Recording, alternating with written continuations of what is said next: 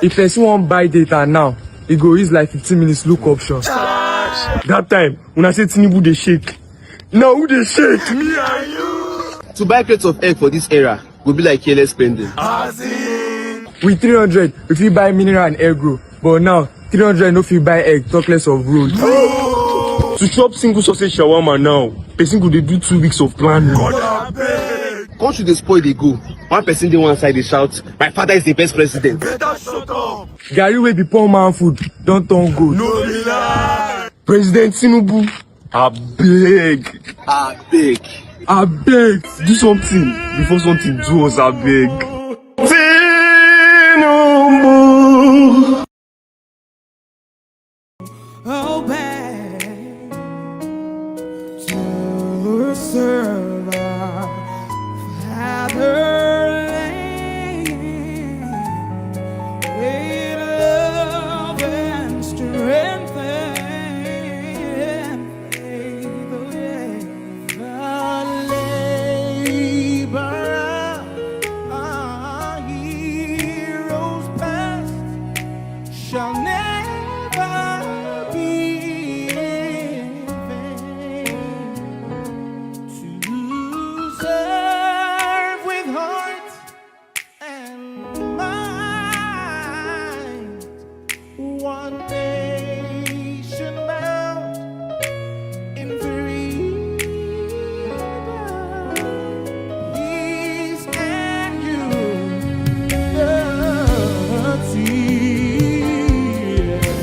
Oh God of creation,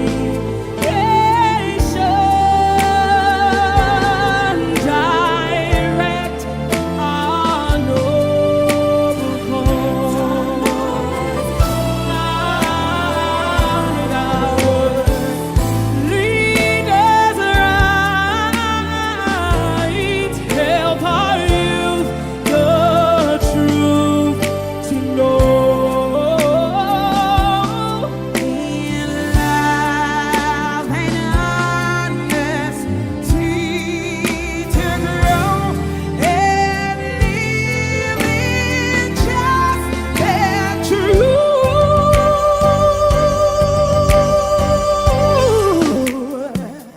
Great love to eyes to build a nation where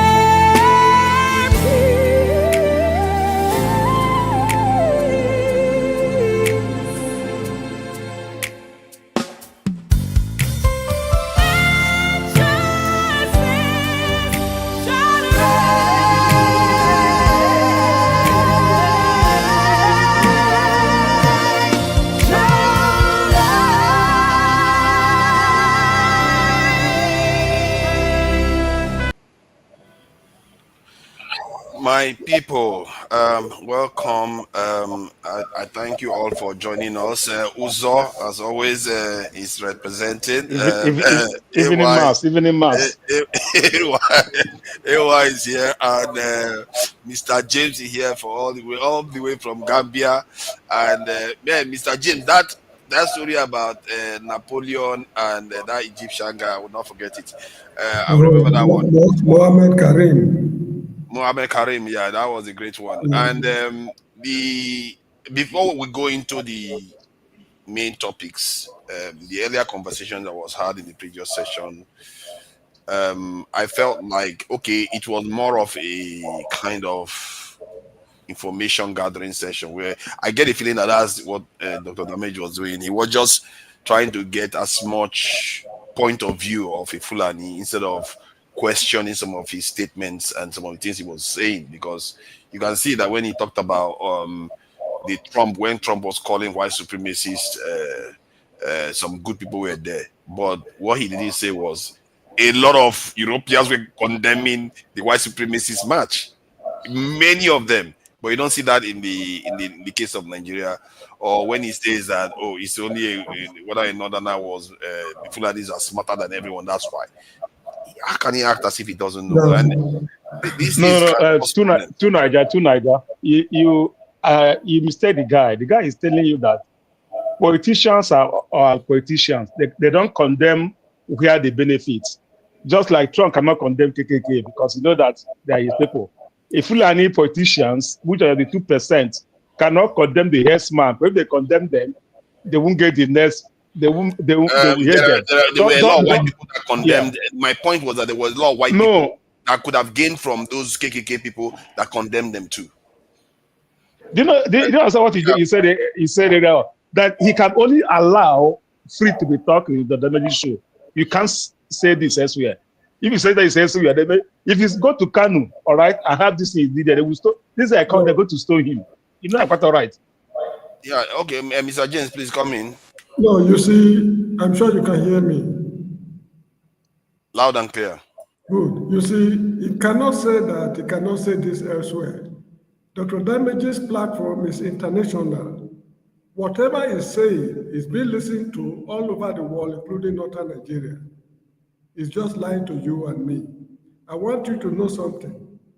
That guy is a spy, planted to come to this program, to Dr. Damage's program to fill people's pulse. They know they are inching towards the end of the road. This was how they went to Central African Republic, scattered the whole republic till the people rose against them and flushed them out completely. In the whole of West Africa, there is nowhere the Fulanis are in power.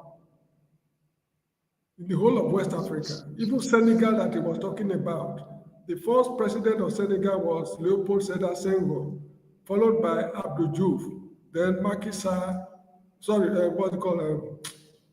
Abdoulaye Wade, then Macky Sall, and this boy who is there now. None was a Fulani man.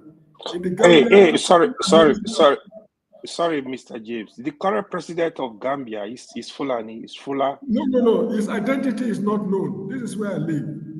So okay. His name is Adama Barrow. Barrow is a Madinka name. He grew up in the midst of people. He's a very complex guy. Nobody really knows his true identity. So let me say this. So Adama Barrow has origin from the Fulani. You need to ask more questions. No. Even the former president of Senegal, Macky Sall, he has origin with the Fulani. Confirm that as well. We'll discuss it next time. Okay. Not like to Niger. We don't know the Fulani. The point I'm making is this: there is no country in West Africa where they have a firm hold that we are in power. This is the base of the Fulani. They have no clear-cut control over any country in the whole of Africa, not even West Africa. This guy who was with us was a spy planted in our midst to feel the pulse of what is going on. Since Bola Tinubu took over the government, although Tinubu is not my man, I must make it very clear, but since he took over the government with his style of appointment and his ways of doing things, even the vice president is more or less frustrated. I think one of his advisors resigned yesterday or today, I can't remember. They are not comfortable at all. They know fully well that power is slipping through their fingers. Now, take Delta State, for example. You know the Urobos, they are in majority, although not absolute majority. But for fair play, they decided that let the Igbo-speaking part of the country, of the state, become governor as well. So they decided not to contest it with them at all. That was why I think the last governor also became governor. But if you have to go through democratic process, it will have been impossible. That is how to live together in peace. Exactly. That's the point I was making to him. How can you just usurp the power completely like that? The point forefathers was making, the guy deliberately refused to see it. He kept the forefather making useless. Okay. I'd like to ask forefather question. My question is, what changed? I know you forefather, but this and last year you were against anybody that called Fulani, the nephew against. No. When we are telling you, no. I landed somewhere. That is where we have a problem on this platform. Forefather, I have always said it. Like I've seen forefather is on the other I'm not. platform. Let me finish, Lam. Let me finish, Okay, go Lam. ahead. I said You what just I interrupted know. Mr. James. You didn't. Now you want No, to he said, finish. Why did you but he finish? You said he interrupted finished Mr. now. James. Look at them. He said, This Mr. Roforobo James guy. said he's finished. Eh? Mr. James said he's finished. So my Oh point yeah. is, I know last year when we are saying this about Fulani, all right? Further, you said we should not profile an ethnic group, which is Fulani, all right? So, but today you did the same thing, all right? I want to ask, what changed? What changed? Had Fulani come to your village that make you to change your mind like DSS, Oh, what are director? you talking about? But what I said today Yes, wasn't no, profiling them. No, what I said today was no, no, about no. solving the problem.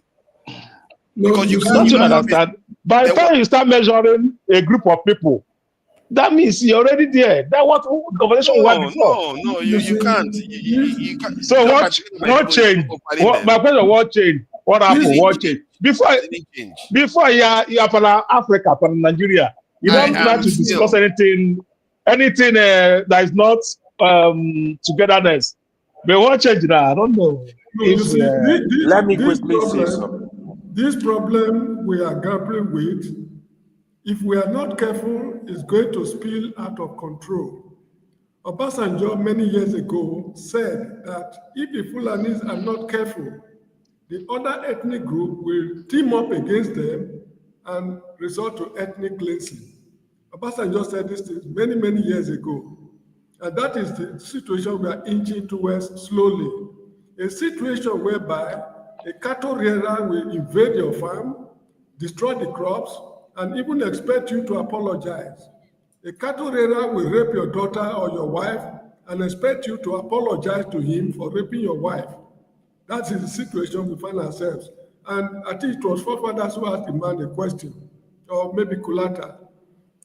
Is there any socio-cultural organization of the Fulanis who have distanced themselves from what is happening? I'm asking this question again because in Lagos, in Western Nigeria, when I was a little boy, there was a notorious robber, self-styled Ishola Oyenusi. He terrorized the whole of the West. He's from Okitipupa. The Yorubas put their heads together to get him arrested, and he was executed by firing squad at Bar Beach, Lagos. In Benin State, Lawrence Anini and his gang were arrested by the Beninese, and he was executed. Actually, in the Anini saga, let me tell you something people don't know. There was a boy they called Kingsley Eweka, a member of the royal family in Benin City, Oba's family. He was involved in armed robbery. This boy was executed at Ibobahir in Benin City by firing squad. In the east, Okotoko 7 or 8, I can't remember. It is the Igbos who fished these guys out, and they made sure they executed them. What are the Fulanis doing to control this monstrous problem the country has been grappling with? This is the crux of the matter. And if they are not careful, the matter will spill out of control. And if the Rwanda experience is to be, if we are to grapple with it in Nigeria, it's going to be a world-class problem. So the world is enough for the wise. Bola Tinubu is not my man, but he seems to be taking some moves which I'm reading meanings into to address this particular problem we are grappling with. Let's give the devil his due. He's not my man. He's doing certain things which I think he wants to address this problem comprehensively from what I'm seeing. Let me quickly say something. there was something the guy said, right? Which I actually agree with. You see, in solving this problem, the very first step, I don't know why the Senate, the rep, the president, I don't know why they are sleeping on this matter. I feel because the very first step was to ban open grazing. That is the very, very first step. First, before you do any other thing. Ban open grazing If Fulani can live anywhere in Nigeria, if the people decide to give them the land, let them acquire a land. They have a place where they have their house. If they can talk to the local government, whoever they can talk to, that's left for them. But open grazing needs to be stopped first. The reason why I think the politicians are not interested in doing this, because most of the cows you see, they actually owned by the elite, by the politicians, all over Nigeria, not only in the north, the east, the west, they own tons of cows you see moving around. That is why I feel this topic, they don't want to discuss it, they don't want to stop this madness. Like Mr. James rightly said, the way this thing is going right now, they have to do something because otherwise it's going to lead to a bigger crisis. He was trying to differentiate between the Hausa and the Fulani. The issue I see with that, Dr. Damiji played one video that the guy was saying Hausa need to separate themselves from the Fulani. I find it very difficult because when you go to any Nota family, especially the Hausa Fulani, even if it's a Hausa family, you will likely see Fulani. Either the grandmother is Fulani, the relation is not so close. Now, how do you separate both the two? Which I find very, very difficult to do. But however, the leaders in the north, both the Hausa and Fulani, they need to criticize what is going on. They need to seriously criticize it. They need to identify the group doing this stuff. Because I asked him a question, because growing up, we used to meet Fulani in the farm. They were very friendly. Now, you go across the country, go to the farm, slaughter people, then what do you want? What do you want to achieve? What do you want? Why are you slaughtering people? Because, again, if the thing continue, if the politicians don't want to do anything about it, I don't know, it might lead to somewhere else. But however, one other big problem we have as people, which I kept saying, especially the three major tribes in Nigeria, there is a fundamental problem that no matter, they don't love the country, they love their tribe, majority of these people, the Igbo, the Yoruba, the Hausa Fulani. I'm a little boy, yes, but from the history, from what is going on, you will know Nigeria problem has been a power struggle between these three groups. It has been a power struggle. Anybody can say whatever they want to say, but it is a power struggle which is still going on. They need to love their country and understand that if this country work for one person, is going to work for everybody. They don't understand that. The politicians don't understand that. They keep dividing Nigeria across this line. They keep doing it. 2027 now, you will hear another rhetoric. But when they are in the Senate, now they want to slaughter Natasha. It's like a world war. The way they come together in unity, fighting Natasha, you now won't be wondering, like, why are they doing that? You are fighting a lady for what? Like, she didn't commit any crime. Like, why are you fighting her in that manner? They are so united, all of them. You don't see discrimination. The only time you see discrimination again during election, when they want to share money, when they want to share position, that is when they start using their people are telling you, these people hate you, this one hates you. We got to come together and look for a way to work and make Nigeria work. If they insist, let them have tough discussion. I have said it.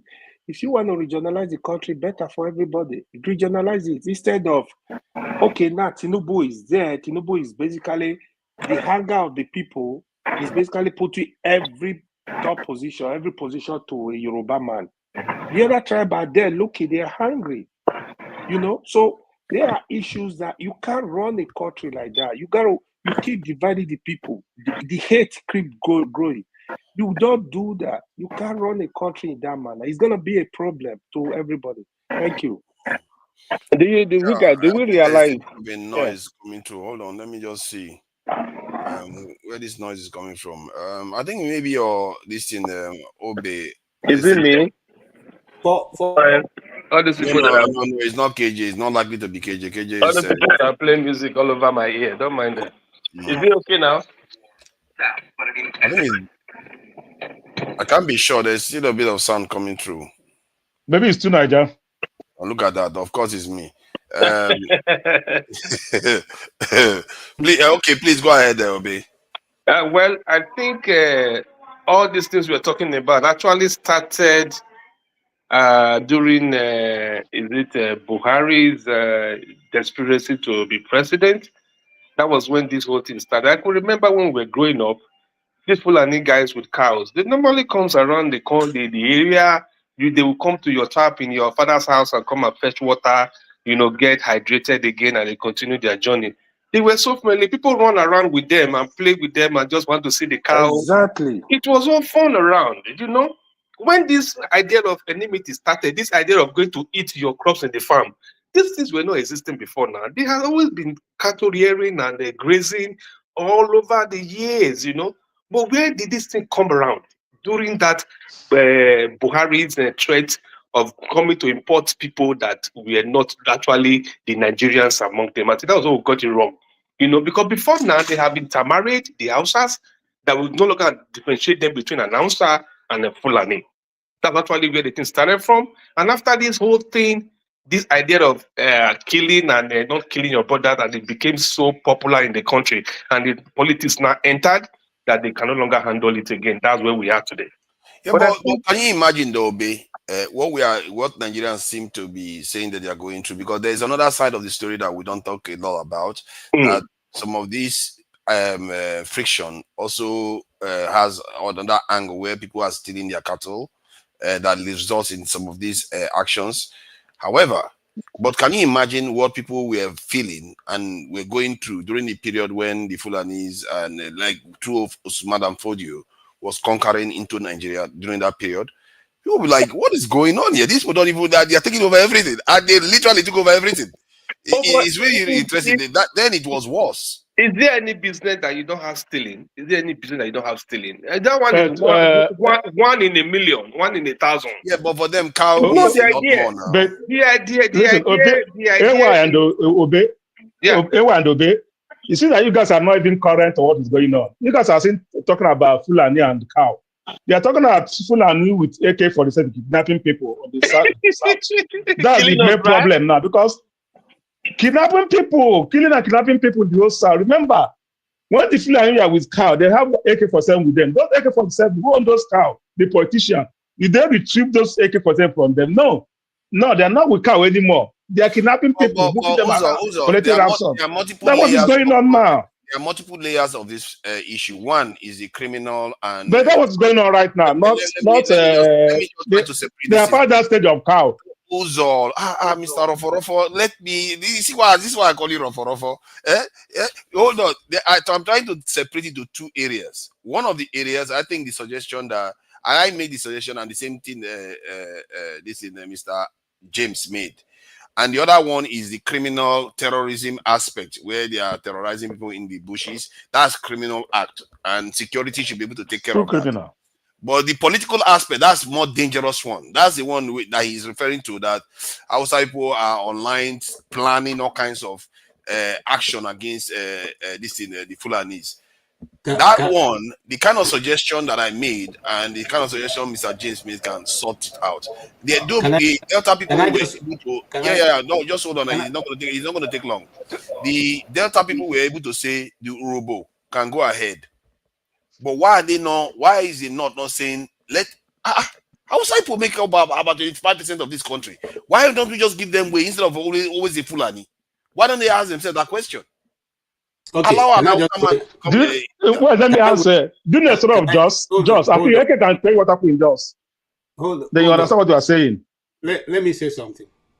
You see, I grew up in the north, and majority of those people are my friends, both the Hausas, the Fulanis, and other tribes.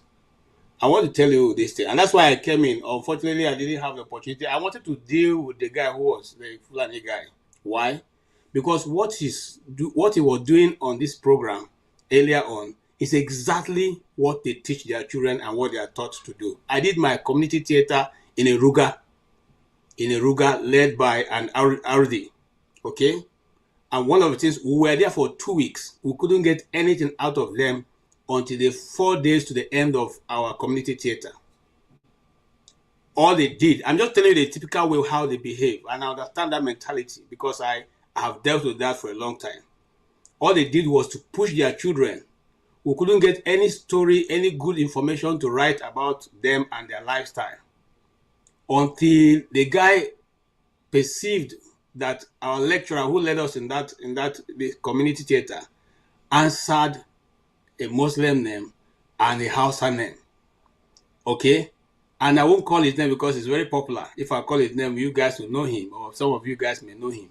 But when he deduced that this guy's name ended in one of the states that they've taken over, he now assumed that this guy must have had a parentage that is Fulani. So he told him, Danwa, you know our listing now, we don't share our secret with anybody. Okay? But that's how they started. He started coming out to tell us what is their worldview. Their worldview. Now, if you understand their worldview, you will know that whatever we are doing now, we're just scratching the surface. We're not going anywhere yet. They have emasculated the North. The Hausas can no longer find their feet. That's why they hated politicians like Aminu Kanu, okay, Abakar Rimi, those people who insisted that the land belongs to them and they must have control of their own communities. They made sure that those people were reduced to nothing. Let me give you a funny list. You see, the guy came here and said that the British decided to conquer. No. The British conquered the Fulanis. But do you know where the British scepter, do you know where it is? I'm going to give you a secret. Go research. It is in the Sadara's palace, the Sadara of Sokoto. It's not in Kano. It's not in Kaduna. The trophy was handed to them. If you notice, when Kelly came to Nigeria for 2 weeks, which I still blame Jonathan, because if I was Jonathan, I would put him in prison. When he came and spent 2 weeks in the North, having meetings, even holding meetings with the 19 state governors, northern governors, that nobody sent him without no. Who was that? John Kerry, the former state. You put John Kerry in prison?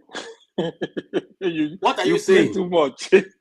Well, you see this mentality. Then he was You can't exactly put Secretary of State in prison now. That one, you are inviting evasion now. Come on, you see that is why we are you say you will not let him into the country. Hold on, let me. But in normal countries, you should be in prison because that's a breach of security. You see, that is the reason why that's a breach of security now. Any progress? Yeah, you know, my son in prison. He didn't fly into the north. In Nigeria, government gave him permission. Come on, man. They didn't give him permission. Sorry, Mr. Kende. Don't divert me. Don't divert me. They don't divert us into a war. Don't divert where I'm going. With a superpower. Now you forgot we are 230 million people. You can't do that. But Burkina Faso is less than 60 million people. They kicked out France. They kicked out all their military base. They were not afraid of the consequence. They say you can't come. Even in South Africa. Hold on. They didn't take the Secretary of State of France. No, KJ is right. Please, I'm sorry, Mr. KJ. I think when Margaret Thatcher left office, was it not the son who was implicated in a military coup in Zimbabwe? And they were flying across Zimbabwe and Mugabe brought them. They arrested the boy, but through diplomatic means they released him. So if Kerry is flouting the laws of Nigeria, what's so special about him? No, because he's Secretary of State. That was the child of the Prime Minister. He came as the Secretary of State, not as John Kerry. Big difference. You are rather diverting me. Let me finish. Then you can take over and say what you want to say. But let me finish. All right. What I'm trying to lay down is the fact that when this guy came today, exactly what he did is what the Fulanis have been doing to Nigerians. You are asking one question, he's answering what he thinks he should answer. And no matter how you appear to be annoyed, he doesn't care about your feeling or your whatever. He's telling you what he wants you to hear, and that's how it's going to be. And that's the reason why they were able to take over. Now, I'll give you another example. He wasn't going to go beyond what he's telling you if you say there are few. I am surprised that even admitting that they are 7%, because Bala Mohammed said that they are 33%. Okay, Fulani are 33%, but he is saying now they are 7%. And Fulani he also actually said that less than 6%. he also said that there are less than 2% who were educated. That's not true. That's the same way Yeah, they that's say not true. there That's are not no true. Yeah. there's no Christian Fulanis. That's also not true. But let us leave that apart and let's go to the main crux of the matter. What do they do? You know what my Bible tells me? If you kill the leader, the rest will become the sheep will become shepherdless, so you can handle them easily. And that's what exactly they did in the north. When they came, they took off the leaders of the north and instituted themselves into the authority in the north. Consequently, younger people who are growing up grew up to see them as emirs, as the people in authority, and everybody toed the line. And those people who dare to, question the status quo were taken out quietly, are taken out, and they're used as an example. And consequently, every other person toed the line. You see, that is going to be redistributed along Nigeria if we continue in the trajectory we're going right now. And when we're saying some people are talking rubbish, nobody comes here to. If you are by now you have not been able to realize that Nigeria is in a grave danger, then I don't know when you wake up, because it is spreading like cancer, and very soon the begin may happen. Now me and you go suffer. No, yeah, you So are correct. you either wake up or you continue to play the I'm drama, sorry. whatever you're playing, and you see how it will result. I'm sorry. How are you? Mr. KJ is correct, because what happened in Uromi recently, if the state governor had not acted spontaneously, that might be the last straw that will scatter the camel's back. Anything can happen at any moment in Nigeria. I remember on June 11th, if somebody had predicted that June 12th will happen, people would say it's not possible. But that day came and June 12th Wahala started, and we saw the consequences. So nobody can predict what tomorrow will be in the Federal Republic of Nigeria. And from the look of this now, is every week there's always a trouble. If it's not Natasha Akpoti, it is River State. If it's not River State, it is Benue State. If it's not Benue, it's Black. I mean, all over. Somebody should call the Fulanis to order. I'm not against them as a people. They are Africans like me. But somebody should talk to them, because nobody can say what will happen in this country tomorrow. And the consequences can be very, very tragic if care is not taken. Yeah. Welcome. Thank you for that, Mr. James, and welcome, Tony. So yeah, I feel like they gave him a soft landing today, and he needs to answer question. There's an echo from your mic. Let me see if I can. Okay. You see your mic tonight. Good. See that. Let me forget. So the point is that there needs to be a kind of equity, because this is a democracy. This is a time in history, not only in Nigeria, is globally. People want to have a kind of representative government. And one other thing that he says that he's in a kind of backhanded way trying to say that the Fulanis are special in some ways. The reason why the period when they emerged was just about 200-300 years ago. Before that, they were just like every other tribe. Maybe a combination of the fact that they were Islamic and this in the revolution that Osman Afodio started led to them having that kind of foothold this in Nigeria. Before then, they were just like every other group. They are not any special. It's not like Jews that go back thousands of years. These are just 200 years old kind of event. So I think that part of it, nobody corrected him when he kept making it look like, oh, I don't know why, it's like something we are special or something. We've been doing this. And he also said that the Fulanis are not major. They don't have a majority group in any country. In Guinea, if I'm not mistaken, they are the largest group in Guinea. Just like in our Hausas are the largest I group. don't In think Yeah, so. that's The Suso, are they not more? Where? The tribe of this man, Secretary of Guinea. Yeah, they are big. They are big in Guinea. They are the biggest group in Guinea. they are big No, I in don't one think of the so. Guinea. I've forgotten. Yeah. No, they are in northern Guinea. They are not in the south. They are in Gegegu, Labe, Peter. They are in the Yeah. northern part of the. Anyway, It makes sense that in the north because they are pastoralists. In many countries, you see the same pattern. In Forefather, Rwanda, they tend to be from the northern part coming down south. Forefather, sorry, the one you mentioned on the issue of superiority, I have seen this problem among a lot of tribes in Nigeria. That's where the problem is coming from. A tribe you thinking you are better than any other tribe.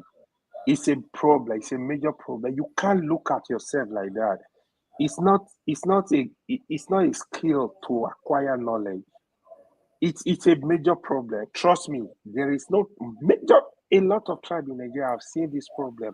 I don't even know how people arrive at that point. You thinking, if you are better than, how do you people consider yourself better than every tribe? Like that is, I see some kind of madness. It's a problem. 2 years Even ago the when I was Hausa here, have that problem. The Fulani have that problem. The Kanuri have that problem. If you come to the south, we have that problem again it's not across only. a major tribe. That's a human nature now. Everybody. you see that? Yeah, that is why I'm trying to Yeah. caution for father. Yeah, So don't be on try. It's a human nature. It's one thing for it. It's Okay, not the human nature, Mr. AY. It's an African problem. Even you people living in the overseas, you discover. What of America here? The one that is they do it. They it's do it all over the place. overseas. Human nature. Even inside the UK, they are doing Now it. it's a human problem. You know, you people in the overseas, if, for example, you come across a boy from Kenya, he will try to prove that he's superior to Nigerians. The Ghanaians will try to prove that we speak better English than Nigerians. Nigerians will try better to jollof rice. It seems to be an African problem. This is what I'm saying. Because Yeah, one but thing about the French and the No, I mean, even you're in the workplace, in the workplace, they think they know the job better than you. They will say to you, even as bad as they are, they still feel that they know the job better than you. The white people, all I mean. So it's human nature. It's not about African or tribe. One thing that was confirmed today was that about 2 years ago when I was here, I said, you know, when I hear a lot of Southeasterners abusing Northerners, especially the Hausas, I was like, but Hausas, they've not produced a president in Nigeria as much, and they have been marginalized. It's not only the Southeast that has been marginalized, that they should be looking to work with them to displace what is going on in the North. But a lot of people were like, why would you say that? They are all the same. They are. But what he came here to say today is confirming my point. Because even the Hausas in the North are thinking, okay, enough of this now. We can't have these people telling us what to do. And when I was in Nigeria, this one, nobody told me. I was in there last year, August. A cab driver, a taxi driver, a Northerner, he's Hausa. He's describing how they are different from Fulanis. And he was sounding a little bit kind of prejudicial against them. I said, but those things you are describing is as a result of their pastoral culture. It's not because they are just mean. He was talking about how they value a cow. Even a Hausa man is talking about Fulanis like this. Can you imagine that? Sometimes I feel like it's only some person that says this thing. This is Hausa man telling me the same thing. I was like, but this thing that you are judging them is based on the harshness of the environment, because I understood that. But he didn't see it like, he just felt like, he doesn't understand the logic why people value cow more than human beings. Are you see what I mean? So Fulani value two Naija, no, remove the hardness of the understand why. Two Naija, remove the hardness of the environment, all right? They didn't start from South first. Remember, I was in Jos where they wanted to take over some cities and plant an emir in Jos, all right? In some local government. And the Jos people resisted them. Remember, Jos people are not as outside person. And they were like riot, fighting, killing. They took over they run Shanda local government over. That's where this thing started. So it's not that they just come from the south straight. They started from the middle belt and approaching south. All right. So if Kikede is aware, you know Jos very well. Jos was overrun. There was a peaceful place. There you have all the missionaries, Baptist church, this, that. People go there for vacation. But less than 6 months, they run that place over. You understand my point? Nobody goes to Jos anymore. That here, the people are shouting, what's going on? What's going on? Every mission there in Nigeria, Baptist mission, this, that, American mission, all of them, they have their, because the weather there was good. That's the only thing I saw in my entire life. The weather was good, but they run that place over, mess that place up. So they approaching to the south. Remember, you can't call a Jos man Hausa, Fulani. You can't call him a Fulani at all. Because with the south, see them as Fulani. Until I go to Jos, someone remember that they don't call them Fulani, say some Hausa Fulani. They'll be angry with you. But in the south, we call everybody like, they are all Hausas. That's my point. Don't like they say, if one hand touches soil, the rest of the 5, all right? The rest of the 5, we feel it, all right? A Fulani guy have killed somebody. Now, everybody that doesn't speak Yoruba, Igbo, any other language in the south, it become, all of you are the same thing. So you understand my point? So, the guy said something. That what he said. He said, even to Fulanis, the 3% that are in the rural area, they are not even safe from those killers, Fulani herdsmen. They can run those as over also. They don't care if you are Satan out, or if they don't care of human being, or they want their own ideology, what they want to believe, what they want to achieve. They don't care who you are. They will run you over. They value land. They value land. They value the land. They want something. That's one of the reasons why I wanted to come in. Fulanis don't kill Fulanis. Yeah. So let nobody tell you that they will run over them. So do they kill Hausas? Yes. Oh yeah, they kill Hausas. Yes. I don't know whether they don't kill Fulanis. I don't know. They don't. The Islamic ones, the Islamic terrorist ones. Let me tell you. I have a friend who was kidnapped. Okay, he was a member of the Secret Service in Nigeria. I won't call the one particular one, and he had his service pistol with him. Okay, when they taking them to walk their normal three days walk, and they now go to their base, they are now looking for those they want to eliminate.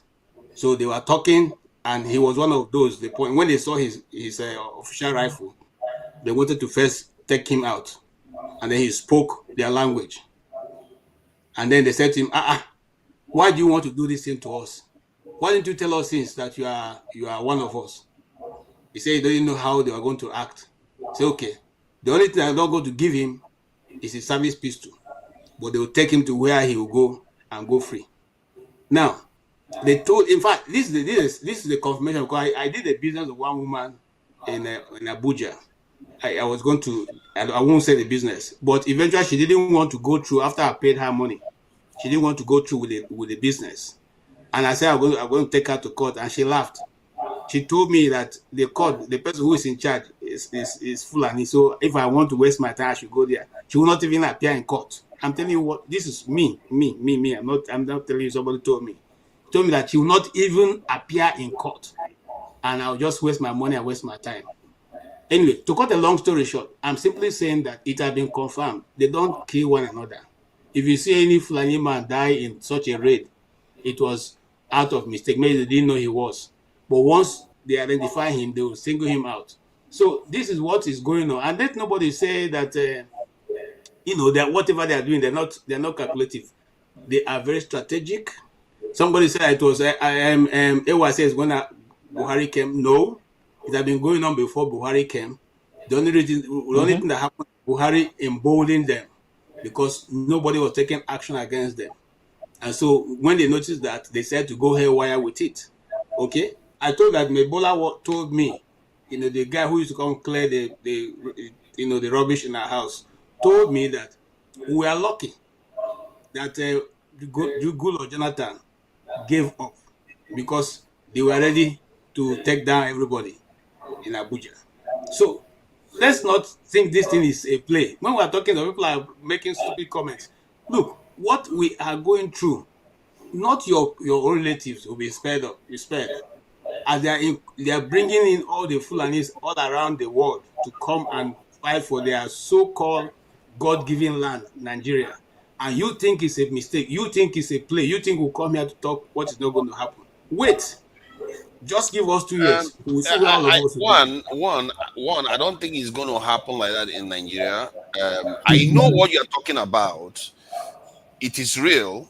there is a movement from the north to the south.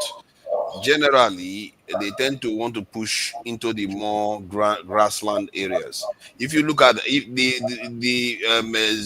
in Rwanda Congo one, it's a very very illustrative case where you see that they didn't occupy a lot of Congolese land, but because they came in there a little bit, then there was a lot of upheaval, just almost like the same similar stuff that's going on in Nigeria. A lot of Do we have Fulani instability. in Congo? No, no, no. You see, it is the E1B1B and pastoralism. Okay. That Yeah, is I the get the movement that is going on. So this strong, if you don't understand it, you are not going to see the bigger picture of what is happening. If you look at the shape of the world, what is going on is that the people in the north are flowing south.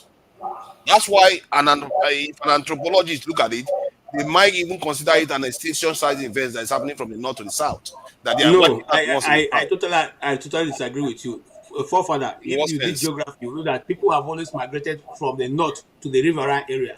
It's not today it started. This is a takeover Yeah, of I think people that and that is nations. true. So it's No, no, not no. it's not a normal migration. It's not. Look, you why No. You humans don't run away understand what I from mean. I history. agree with that point you made about people migrating towards the water. However, if you look at the global population, if you look at Africa now, Africa right now they are beginning to even call Africa sub-Saharan Africa. Like North Africa is not even part of Africa again. They are cutting it out. Why do you think that is happening? Because there's a flow of people, lighter skinned people, flowing south. It's been happening and it's not been halted. I think it's about to be halted because the population of this, the people like Nigerian black population is beginning to rise again. The southern population of the world is beginning to rise again. But however, they are still moving To south. Niger, can I ask you something? To Niger, is And what Tunisia, Tunisia, Morocco, are they north or south? Tunisia and Morocco. Not No, now. they Yeah, are where not. are they? They are not. They are considered North North Africa. Africa. They They are were not. Where are they not migrating to the south? Because they because feed their they've already country. What taken is over. that country? Because They they've feed their already country. pushed out all the black people from there. What are you talking about? They have They taken over feed that their place the already. issue that they feed their country is being feast. Many of them are from Arab. Yeah, You don't know. Many of them are from the Middle East and the Levant, and they are moving further and south. the same thing I'm saying. If you fix your home, all right, like you fix your country, that no need immigration. You didn't think if Southeast was good, people going to Lagos, or if Nigeria is good, I'll be coming to America to come and live. See, If Nigeria is good, I won't be here. look at what is going on Through in Sudan Niger, right now. through That's Look what at Niger, I'm what's telling going on in you. Sudan. through Niger, let me ask you a question, please. If I'm a Christian and I think my place where I am is not good and I want to migrate and I have a choice, a Christian nation and a Muslim nation, where do you think I should migrate to? You're going to likely go to a Christian nation. So then why is it that you have all the Muslim nation or Muslim people flowing into Christian nations to go and put if it's a normal thing? I want you to think outside the box. It's not a As an normal thing. example, which one are you looking at as an example? So now let us come back to the Nigerian situation. You said these things are normal. You I don't know if you know the final story of what happened to Urome, and that the people who started the chase have now come to say this was what these people were doing before we saw them. But let us leave that aside. Do you think it is normal for people now to migrate into the forest in Ebonyi, the forest in Rivers, the forest in Bayelsa, the forest in Edo, the forest in Delta, the forest in Abia, the forest in Anambra, the forest in Enugu? You think it's normal? No, I'm not saying it is normal for people to just migrate. And you think It's it's not normal always normal. I for mean, people? I'm coming, sir. you're You not think letting it's me normal answer. for villages in Bokos, in Panshin, in Lantan to be running from their homes and looking for where to stay and all go live in IDP camps, leaving their home? Villages in Boko, villages in Kasinala, villages in the part of Benue, for them to abandon their ancestral homes and go live somewhere else. You think that No, is a normal situation? see. I think let me answer this question. I think this is a problem too. The way we look at it is a problem in general. In Nigeria, there is movement of people across ethnic nationalities. You have average of 10 million Igbo that live in the north. For example, Yoruba, a lot of them live in the north. Hausa, a lot of them live in the south, in the east, in the west, in the south. This has never been a problem in Nigeria. Nigeria has always been, this is how Nigeria has always been. The issue, even the issue of Fulani, for example, I will reiterate what Obe said now. The Fulani me I know growing up, they were very friendly. If you go to the farm, you meet Fulani, you will be happy. They will give you fruits. My question, this Fulani, where are they coming from? Which set of Fulani? I asked that guy the question. He did not really give me a direct answer. I really wanted to know. Okay, let me give you a direct answer. So I can't blame. Yeah, go ahead. Let me give you a direct answer. The Fulanis are coming from everywhere. The governor of Bauchi State told us that Fulanis everywhere in the world are Nigerians, and they are free to come and go as they like. So that's a problem. That's a problem. We should have borders. Listen. One of the things that you guys do when we talk about this, you paint a picture that's not correct. Igbos and every other tribe, they are moving around. They are going from place to place. So what is not correct? Hold on, sir. Which other tribe goes to your community and go and live in the bush? Do the Yorubas? No. I think we are just now using. Hold on, forefather. When the Igbos migrate to your town, they either rent a house or buy a land and build and do their business. I'm coming. Hold on, sir. Just follow my thoughts. When the Yorubas leave and go to Kano to go do business, they rent a house, they live in a town, they do business. But when you, the Fulanis, come to Enugu, you go to the forest where nobody has control, where people are farming, and then you live there, you pay no rent, nobody knows when they are coming, or nobody knows when they are going. Nobody knows what they are doing, and at the end of the day, we begin to have problems. So, which one is it? Are they the same thing? Okay, what is true is that Fulani have always moved across the bush. That is Fulani. Fulani have always moved with their cow across the bush. They don't rent houses. How come you don't know this stuff? No. It's you guys who are refused to come to the understand that we are no longer in the 60s. We are no longer in the 50s. That is what you need to accept it first. That has been their modulus operandus.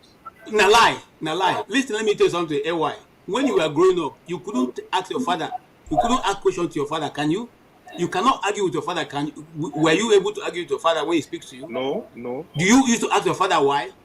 Don't your children now ask you why when you give them instruction? Okay, hold on. Let me take this time. See, let me take this. KJ, people move all the time. As a matter of fact, you can even see movement from people in the southeast into the south. They move all the time, and then what they tend to do is that the behavior is not that different, really, when you think about it. When they move to an area, they will be fewer in population at first. The moment they get a threshold population that they can use to dominate the area, they expand quite quickly and take over the territory. And you see the same behavior in the north. And as a matter of fact, if you look at Nigeria, the southeast is trending south too. And they're also trending north. Like you said, a lot of people say that there's a lot of southeasterners in the north, but they are also trending southwards. So the idea that it's only them that are flowing, it's not necessarily just because you're in city doesn't mean that you are not. As a matter of fact, it may be more consequential that you're actually in the city and in larger numbers. If you look at the numbers of southeasterners that has moved, they moved in larger numbers than Fulanis have moved. The issue of corruption is, for me, the issue of killing people is a big problem. You can't just be killing people. Southeasterners are not going about killing people everywhere. And that's a big problem. And the issue of political alienation of a large group in the north of Nigeria that can lead to instability is a problem. I see that as a security problem for a nation, because if one tiny group is dominating it, it can lead to instability. And that is what he came on this platform earlier on to actually attest to, that he is hearing Hausa people online talking about what they want to do to Fulanis. That is serious stuff. Forefather, to buttress to what you said, that was what caused the war in Ethiopia. The minority were dominating Ethiopia, the political space for long. That was what the war you saw in Ethiopia that was going on. That was the reason. Go and confirm, investigate it. So what you said now is so true, because even with this state, I have always canvassed, even with this state, share power within 3 senatorial districts, learn to retake power and more. Let everybody get involved. That is how to run a country, a state, whatever. Otherwise, you got to have a lot of enemy, more creating more enemy across board. Even in the area of power sharing, make sure I'm going to say this, balance and this is my last of contribution power on this. sharing. I'm going That to will say help this. to unite the country. Like Nigeria, the way Forefather, we are set up. That's I what is beg your causing part pardon. of our problem. I want to say this, Yeah, and that go will be my ahead. last. That will be my last comment on this issue, because I don't think we're going to change, and you're probably not going to ever understand. KJ, No KJ, Nigerian, your no piece. Nigerian is saying that Nigerians should not move. No Nigerian is saying that Fulanis and Hausas should not go to the east or the west or the south. By the way, if you go back in history, you'll find out that almost every state, every town in the south had a place they call Amawusa. It was in Calabar. It was in every other place. In fact, the Calabar one, it was Donald Duke who changed them, because they used to be at the center of Calabar, and place became so dirty when he was governor. He started to relocate them, and that place was put up. In Abia, there is a place called Almausa. It's there in Umuahia. Okigwe, if you are traveling to the east, you must have passed Okigwe, where you have Amausa. So we have always had locations where the Hausa people do their business. They come, sit, and do their business, because they're not going to develop the place. They all build their bachas, sell their cows, and go back with their money. Nobody is contesting that, and nobody has refused that. But the one that you now come to my village, and you want to live in our farms, and our women will not go to farm and cannot go to farm, and our children or our men will keep getting missing in the process of going to their farms. That is the one that everybody does not want. Nobody is saying that you cannot do your trade, you cannot bring your cows, you cannot continuously to practice trade the way you were practicing it before Usman Dan Fodio came to Nigeria. We cannot have that, and we will not have that. So if anybody is thinking that Nigeria is going to be continuously to have people carrying cows walking along our streets, okay, you can do that in the north if that's how people want to live. But the east will not have that. It's as simple and short. Okay? If another person, if people like to have cows roaming around, your cities, polluting everywhere, it's okay if that's what you want to have. You can have. Why are you hating on the cows? You are supposed to be hating hating on the killings. Stop hating on cows. No. See, cows are not the hold problem. On. Hold the on. killings are the problem. Hold on now, poor father. You see, let me speak. You're making this about cows, and I'll leave you. The cows are what is used as yardstick for the killings. Remember, they don't work with their god. It is the cow that is used as the masquerade to carry those things, and that these actions are done. Because when you see them in the forest, they say it's because of their cows they're in the forest. Nobody says, "Oh, we are here now in the forest." You also know that these things have been going on. We are not against any Nigerian moving anywhere. Okay? It's only by movement that we make commerce and money will be produced. It's not by sitting in one place. So nobody can say don't move with your goods. But come on, man. I think we like to. I give up. I'm not saying anything. Can I say something? Can I say something? But we are not comfortable with other people because we are not them. Can I say something? Welcome, man. Sorry, Hey, please. You are going wrong, though. Go ahead, Mr. Ike. We want to go to. I will be going to another topic soon, so that we just. We need to move to. Listen, this is not our topic. I just want KJ, to. don't go. That you're Donald Trump. You need to explain the economy. I just want to give us an example. All of us that are in this platform has migrated to another people's country. You are not living in Nigeria, are you? Exactly. We have migrated to different parts of the world. Except me. I'm making a statement.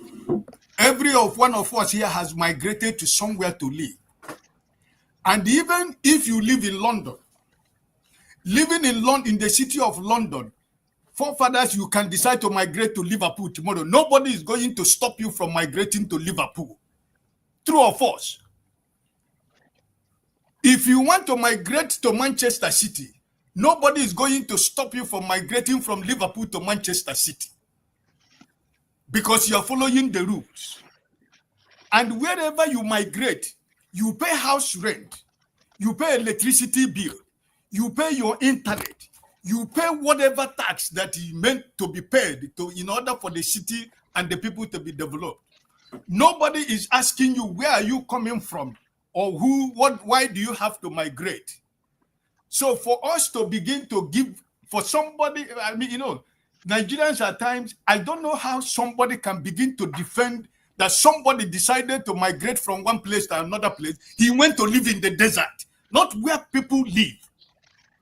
Not only that you have gone to a place that belongs to somebody where they do farming, but you take over that place. You build your shanties, you bear your children, and you rear your cows by destroying the livelihood of the people that owns the land. You are not paying anything to nobody. And you are allowed to carry AK-47 moving. The only people in the planet Earth of Nigeria that are allowed to carry AK-47 to move around wherever they move. But I cannot move AK-47. And I cannot defend myself. Nobody has ever stopped anybody from Nigeria moving from one place to another. When I move, when you move, you rent a house. If you begin to rent a house, you have a place of business. When your business begins to expand, because it's Nigeria, you are allowed to build your house. You are allowed to do whatever you want to do, provided you are following the rules of the law. So for you, forefather, to say the Igbos are migrating, and when they migrate, they dominate. What are you talking about? You do not stop anybody from moving to wherever they want to move in Nigeria. That's our country. Does it belong to one particular people? If you feel that you're uncomfortable yourself, you can move to anywhere in Nigeria to live, to build a house, bear your children. Because why is it like that? That makes us why we are Nigeria. Because anywhere you go, you're supposed to be your home. So for somebody that comes to my village to take over where my family go to do their farm during the farming season, and took over everything and stay with AK-47, every plant that is planted are uprooted for the cows to eat. Like AJ said, cow is used as an instrument of the killing. Because when they are stopped from eating the cassavas and the yams and the plantains of the people, they use the AK-47 to kill people. I don't know why each and every one of us here are making this argument as if we are coming from each and every one of us has migrated from somewhere to somewhere. So what is the big deal of migrating? You don't live in Nigeria. You live in London. KJ live in the US. I live in the island of Bonaire. Is it my country? But I have a house.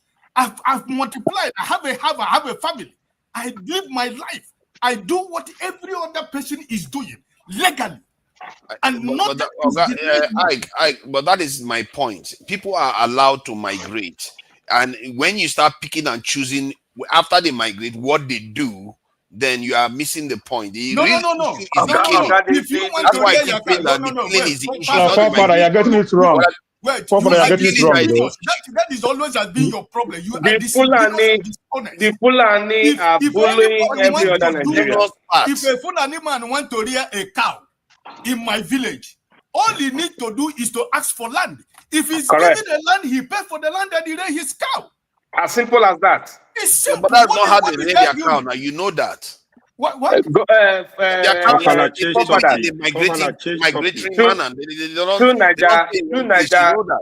Through Nigeria, we have been bullied in that country by the Fulani. That one is dishonest and deceived. I think no. I'm not necessarily being that way. Because I don't say that they should not give the Fulani land to do that. That was fighting. But you have to buy the land. Nigerians don't like to be called out on their BS. You have to ask for the land. They don't like to be called out. Because You want to say, okay, instead of it to focus on the real issue, which is the killing.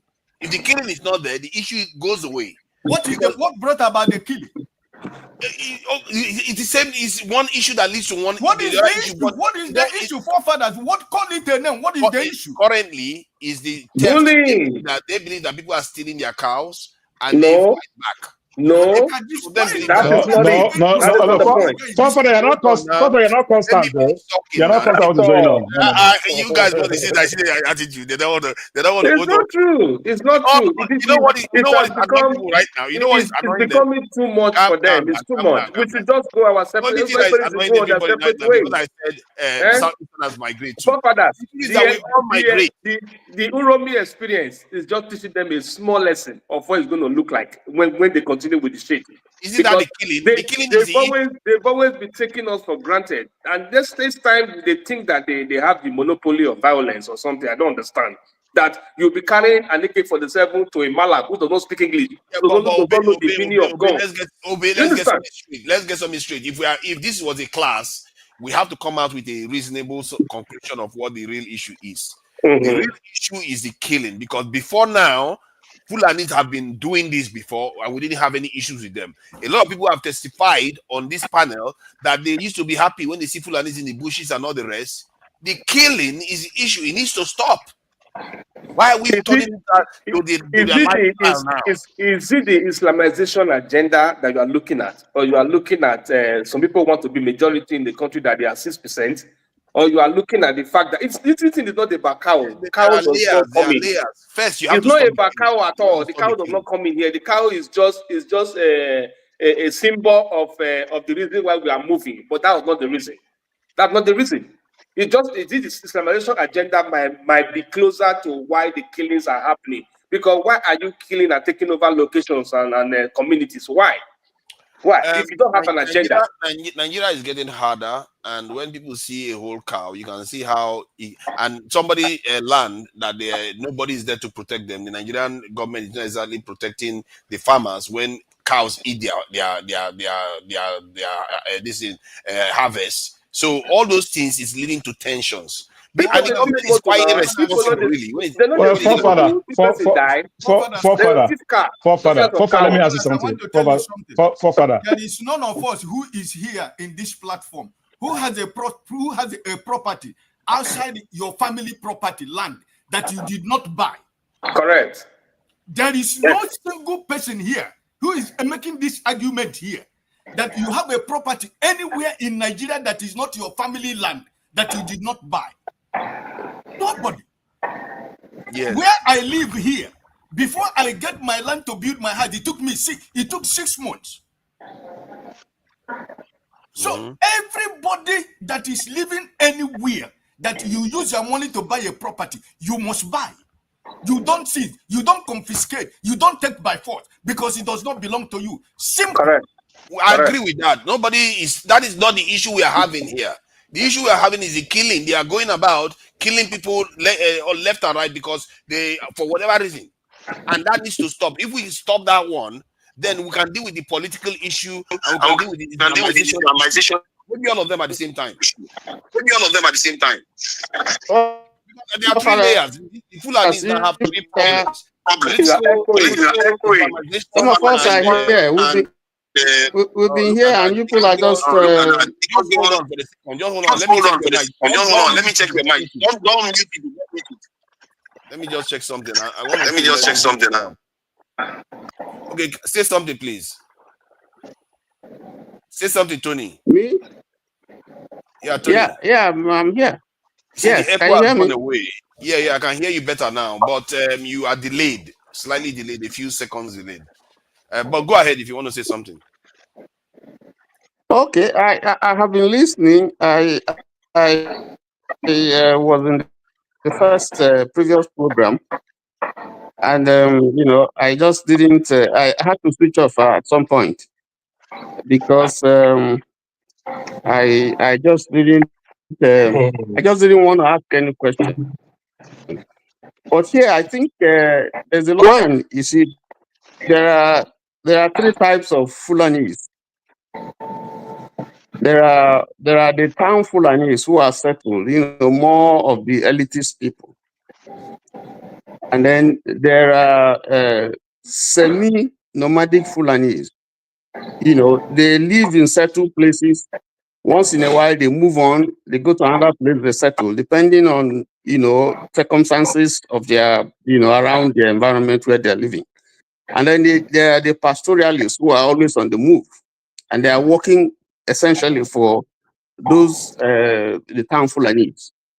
Okay, so all of them, if you You have to go and come back. I think Obey hasn't finished speaking. Dexter hasn't said Not mind there. They are chasing me out. and Jide definitely hasn't said anything. I think we have to just allow the people that haven't said anything to say something. Then we'll move on to the other topics that we have to cover. Obey, finish what you are saying. Then Dexter. Well, in my candid opinion, I think we have the rate at which we are declining is just on the increase every day, based on this resolution. If a marriage does not work, everybody will go their way, and there will still be progress along that line. I told us last year when I went on a Europe tour that the distance between Italy and Switzerland and all the neighboring France and all that is just like you're crossing from one state of America to another state. That is a country for you. So we don't actually need to remain where we are when we know that the marriage is not working, and we keep talking around it. These people have a different ideology about life, and we are forcing ourselves to fuse with these people that we are having a distinct ideology with. So we keep conflicting at the end of the day. You understand? Could you imagine an Uromi location, a small town in Edo? These people came and they were searched and they couldn't defend what they are, and they stabbed somebody and there was an altercation, and at the end of the day, something happened. It's raising an eyebrow in the whole world as if it is the first 50 people that are dying in this war. When they hear 60 die, they don't talk. When they hear 100 die, they don't talk.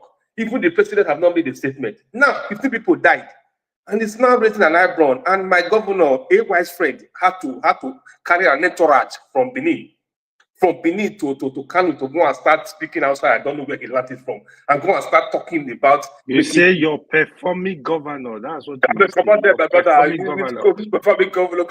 Wait, they buy bus, they do flyover as an achievement. Buy bus for Edo line. I don't want to be performing governor. We have passed that generation of running Edo line transport as an achievement for the government. Leave that thing. I say he had to come down to that level to go and start meeting his fellow governor to go and commiserate. People that have been dying in your own town, how many have come to you to come and say sorry for your death? It just shows that we are being bullied. We are now lesser Nigerian than them. That's what we are. Lesser Nigerian. That means they cut the short here. The governor had to leave his location and carry an entourage. Oh my God! Really? To go and tell him sorry for what? Because his own death was more better than his own death. But Obey, he wants to maintain peace and stability. Oh my God! Oh, where is that done? You think if you are governor of Edo State, will you do it? AY, will you do it? If you're an educated man like you, you carry motor, they go greet one fellow governor to tell and say sorry when your own debt is more than 1,000, and nobody has come to commiserate with you. I'm telling you, I'm trying to show an angle of bullying, an angle of making some people special, making some people a more Nigerian than the other. That is my pain. That is my pain, because we just different people. We just different ideas. But Obey, is it possible that you could be misreading it from the point of view that you're attaching it to a race when it's just a member of that tribe or group of that tribe that is causing all this problems? It's like Boko Haram now is doing something. It doesn't mean it's the entire Hausa population.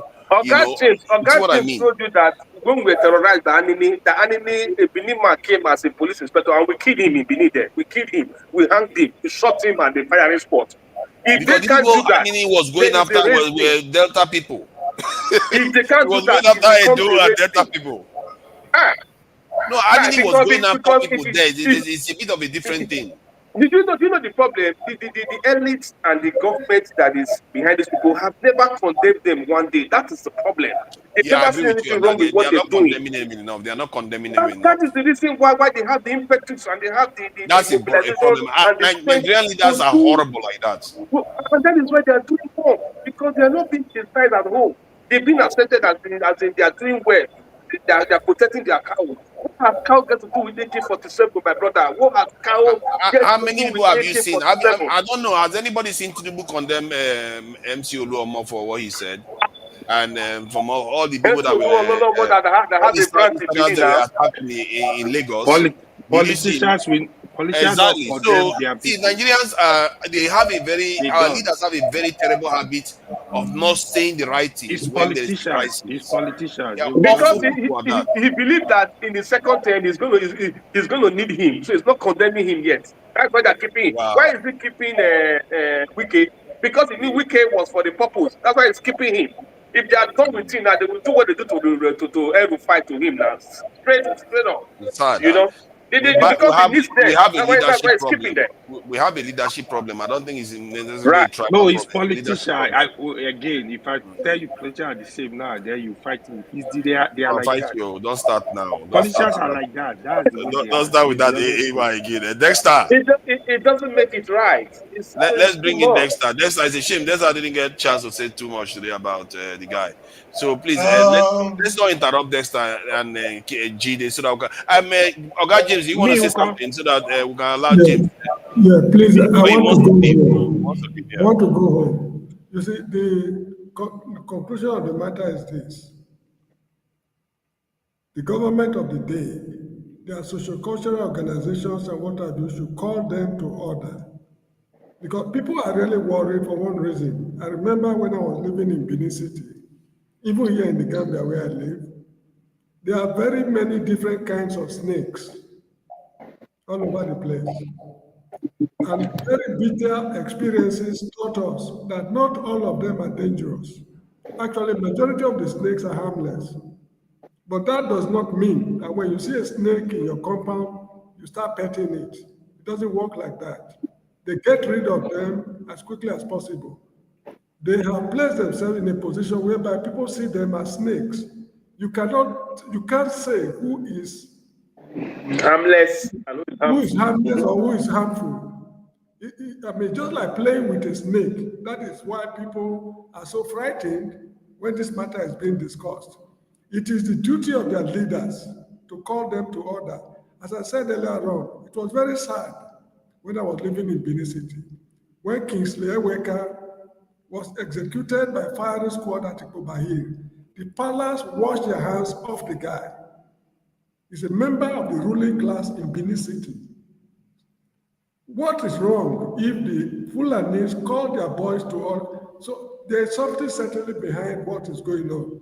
And I mean, as I always say on this program, breaking up a country is nothing new. It has happened in Ethiopia. Eritrea broke away from it. In India, the Pakistanis broke away. In Pakistan, Bangladesh broke away. The Ottoman Empire collapsed and East European countries emerged from the Versailles Treaty of 1919, Bosnia and Herzegovina, and so many other examples. If we cannot live together, we should not perish together. This is how I see it. So let us just hope that the ruling class will wake up to their responsibility, but I am terribly in doubt if it will ever happen. Thank you all very much indeed for being with you. Thank you for that. Thank you for that. I really appreciate that. Thank you. Thank you for thanking me. Nice one. Nice one. Dexter, please go ahead. What do you make of the conversation with our Fulani brother? In the end, he's our brother. He's very much our brother. He's KJ's brother. KJ has got Fulani relatives everywhere. So, so go ahead, Dexter. What do you make of the conversation? Well, I think conversations are always good. It might not go as we want it. So, everybody has polarized with different opinions. So, but it's always good to have a conversation, and I think that's the starting point. So, yeah, the conversation is good. The other part is, I think we need to be ready to evolve, as Nigerians, because I think it's always stupidity if you're doing something and it's not working and you keep on doing it 100 times, 500 times, So I think we need to be ready to evolve. And another thing is that I think some of us kind of try to deceive ourselves really, because when they say this Nigeria not working, um, I hear some proponents of, oh, we must be one indivisible entity. It's actually, I think, born out of fear of some people that if we actually allow Nigeria to in quotes, well, to be separated or regionalized, there's this fear among some certain groups that a particular section of Nigeria will become far advanced than another side. And one side will be in pure poverty, and another side will be in opulent wealth. I think that's the reality. And it's happening actually among people here. That's why you have this proof. No, we cannot divide. We have to be one. So let all of us stay together and we drag. If we cannot, since we cannot run fast, you too will not run fast. And I think that is one of the things that killed Nigeria. Even in the UK, like forefathers, they are in the UK. Tony Blair is the one that factionalized the UK in 2000 when he allowed Scotland, Wales, to be their own countries for themselves. They don't control anything on maybe things like defense, immigration, and all that. But their education and other things, they control it. Health, they control it for themselves. So we have got to that point where in Nigeria, it's not so, because telling this story of it's a Fulani thing, no, it has not helped anybody. And maybe we should start looking back. Maybe Nigeria had an opportunity in the time of the Civil War to make progress, but because people were so myopic about it, people were so myopic, and it was out of greed. Let us not deceive ourselves. The reason why Nigeria fought that Civil War was out of greed from people that felt that this place has the resources, and it is there till today. You can still see it relatively there till today, because 90% of the resources in Nigeria come from a particular section, and it has made sure that other sections of the country have not developed. Other sections of the country have not harnessed themselves to be able to make themselves productive. You can see it in Tinubu sending an administrator to River State. In what words? What was the word? Tinubu is a Southerner, don't forget to. But if you listen to Bayanonoga, that is where our patrimony. Whose patrimony? It's not the patrimony of the Calabari man. It's the patrimony of everybody. Meanwhile, the Calabari man also have drinking water in his house to drink. He doesn't have drinking water, but you that is saying it's your patrimony, that flying private jet. That's why I say this fear is not just it's not about northern fear. It's fear among some even quote elites in Nigeria, because all they're interested in is sucking the resources. And imagine if tomorrow there is no more oil flowing from the Niger Delta in Bayelsa. That place will be habitable. Will people be able to live there? Will anybody be able to live there? Nobody will be able to live there. No development. Nothing. Those people are going to lose out. Completely lose out. Unfortunately, they are doing themselves too. Because they were still the same ones when there was a war. They were thinking that, they were fighting for a good cause. Some of them sold out.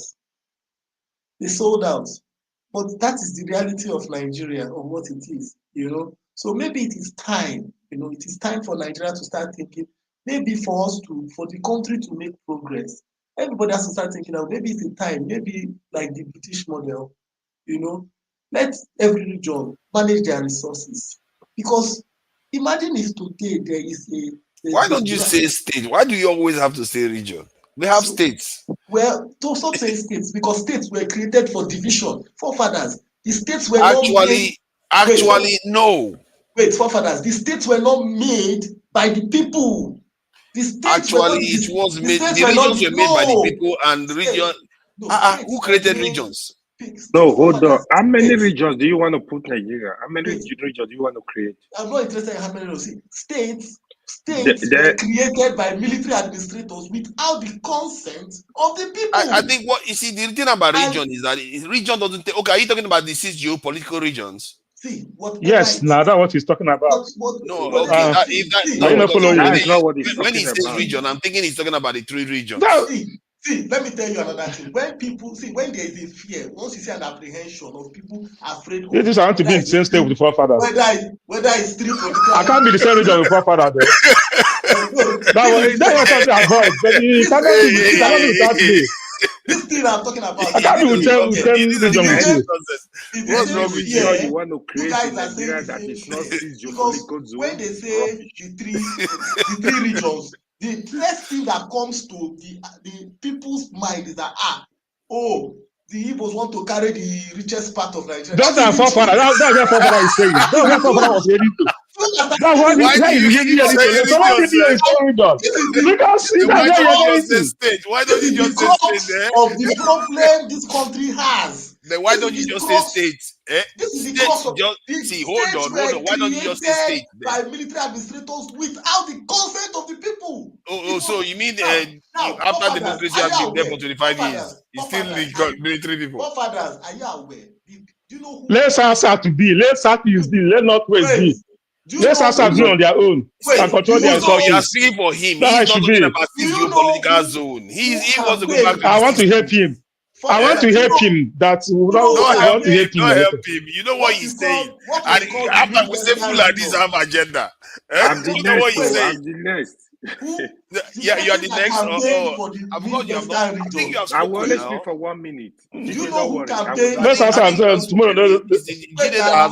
I still have the floor. Who can? Don't worry, Jide is my guy. You think it's like you? Look at that.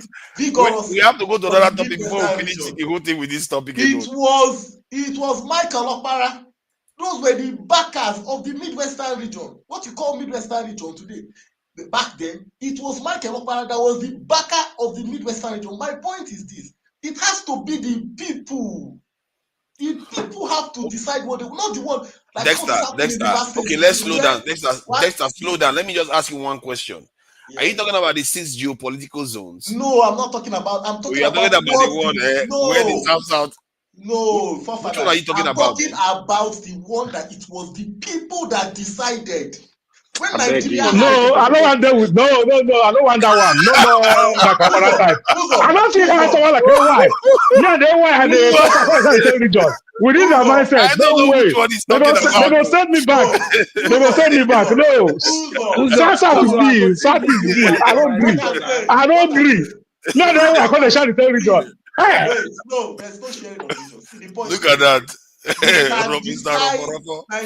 don't want to be the same country say why and they suffer again. No, I don't. They don't. Let me ask you a question. Let me tell you. Don't disabuse your mind. Let me tell you why you should disabuse your mind. Nigeria can have a referendum tomorrow. That southeast they are talking about. Kogi State can say we don't want to be in the north. We want to be in southeast region. What will you do? Will you say no? If they vote, they will say they want to be their own country. No. Well, what would you say? So the point is this. Why do you always I think hold on, Dexter. You seem to always think that people want to glue on to the southeast. Why don't you just say they want to be on their own? See, what we say south is come up for your mouth, father. Because you want bring it. If you ask when they want you, the first one is that people like to bring up. You cannot say anyone without putting southeast and you the person on it. Why is it? Why is it so? You want attaching people to southeast? Are you? No, I was watching you. You can't say 10 things without adding southeast or Igbo man on it. The point is, why is it? I won't come be soldier with me. Lie. You don't see the soldier with me. Lie. Forefathers, what we find out is look at them. What kind of attitude is that? You always want to attach people to the southeast. Unfortunately, we are going today. Southeast is not set by day. Gotta go put by foot you join. Unfortunately, we have been constrained by the idea of some men. Some men came up in Nigeria and drew map and said this is southeast, and the people just agreed.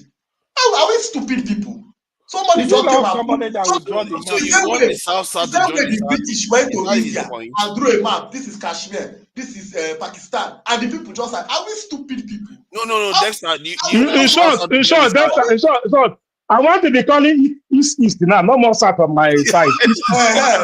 Why you? Let me go easy. That's how to start. Why you trying to rescue him? The point I'm trying Why to you trying to make. rescue him? East. I want to east.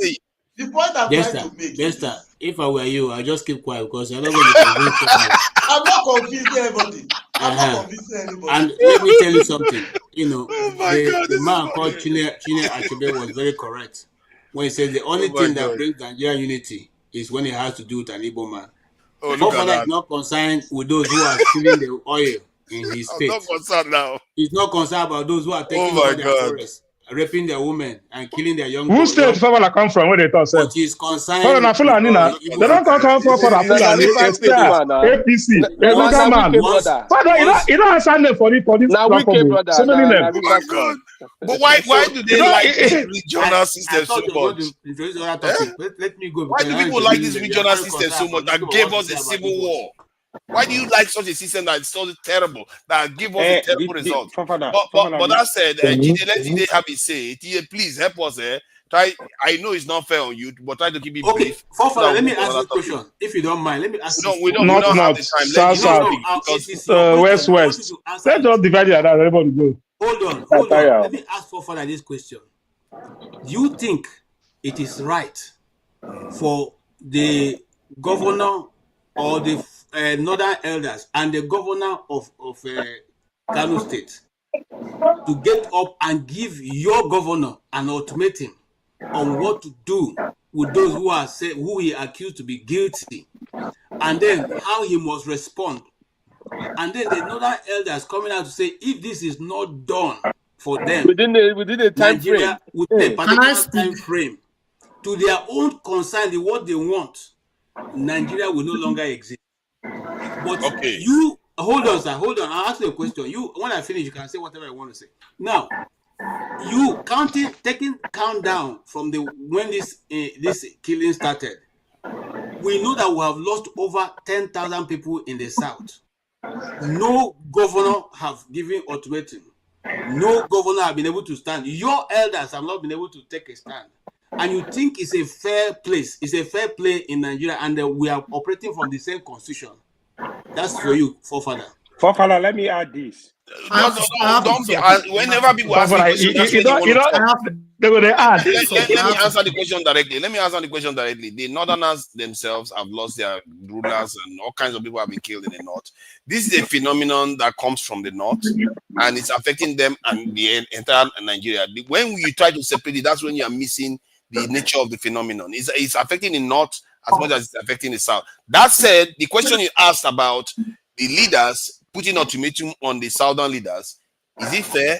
No, it's not, because the southern leaders are not putting ultimatum on them after their problem come from the north and affect the southerners. It's not fair.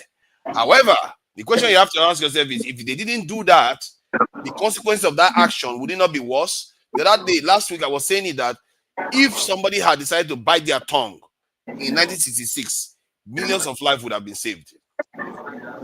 And that is what I see. If our leaders decide that, you know what, better to have peace than have this nonsense. If I need to go and talk to them, that's what you as a leader is there for, to protect your people from instability, so that your people can have time to build and develop. I think anything that can lead to peace is a good thing. But I think you're wrong. And let me tell you something. I'm giving an example of growing. No, KJ, no, KJ. Hold on. Let's allow KJ. No, KJ, it's not fair. KJ, let me moderate this one. Let me moderate this one. No, I'm not the one I want to talk. Jide, please go ahead so that we can move on to other topics, please. Because it's going to be over soon. Yeah, thank we you don't so have much. enough time. Yeah, thank you so much, Forefathers. Yeah, thank you so much, Forefathers. Yeah, I hope no one is going to interrupt me, please. I have a lot to say about this issue of headsmen. I just beg you, make you not say a lot. Now you come and say guest. You come and say guest. Let me talk. Maybe they listen to you. Let me talk, please. Let me talk. I'm not going to spend 1 hour. I don't take too long. Yeah, so as I was saying, so the issue with the ethnic and terrorist crisis and land conflicts going on in Nigeria, in the southern part of Nigeria and the Middle Belt, we need to look at the historical context of what's going on with the Fulanis. First of all, I don't like calling them Fulani headsmen, because not all Fulanis are terrorists. We should not be labeling specific ethnic groups as terrorists. It is very dangerous. Here is this one go again. Let me get out. It's not. It is very dangerous. It is annoying. I know. It's the right thing to do, KJ. Come on. If they start enabling every Southeastern and what kind of name, you're not gonna like it. I understand that. Or did they not the Niger Delta terrorists? No, they didn't. You see, but that's what he's saying. KJ, he's saying the right thing, though. Don't let somebody tell us one person. I understand that some of us are very emotional, maybe due to trauma or due to whatever. A lot of us are very emotional. But we have to call a spade and talk about what is actually the cause of this crisis. We need to look at the historical context. Nigeria was created by the British, not by our ancestors, not by our forefathers. Nigeria was created by the British. We all know that. That's number one. Number two, the Fulanis have a huge influence in Nigeria. The Fulani elites, they have a huge political influence in Nigeria, even more than what we have in the South. You know the reason why? Because that was the way it was designed by the British, and the British actually gave them that power.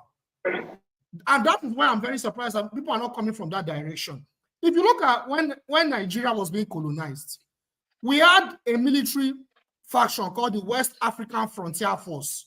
Majority of those military were Fulanis. The British, when they were trying to understand the continent of Africa, they saw that the Fulani people, they were organized militarily, because before they came to conquer, they got to try to understand the cultural and social political context of where they were trying to conquer. They saw the Fulani as a heavily centralized military force that they can use to exploit so that they can continue to dominate even when they leave. And that was what the West African Frontier Force also kind of played. That was kind of the part it played, because the West African Frontier Force, the members of the West African Frontier Force, majority were Fulanis. And they played a role in the colonization of what we have as Nigeria. The descendants of those members of West African Frontier Force are now the ones running Nigeria till this day. Buhari was a military man. We should not forget. A lot of Northerners were in the military. This was created by the British. Because if we are blaming different tribes for this problem, we are not understanding the big picture.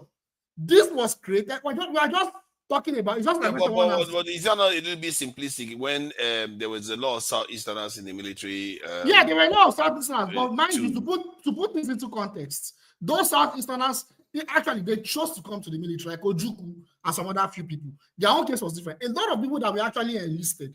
That was why I said majority. There were some Yoruba people that were also part of the military, right? But majority of them were for Fulanis and some Hausas, right? But from the north, the British understood what they were doing so that they could continue to reconsolidate their power. Were they the majority? I'm not exactly very sure about that, actually. The Northerners were the majority. Officers were Southeasterners. The Northerners were the majority. Were they? Yes. South is no come up for your mouth. There are majority in terms of other rank, but in officers, like the heavy officers, the Southerners.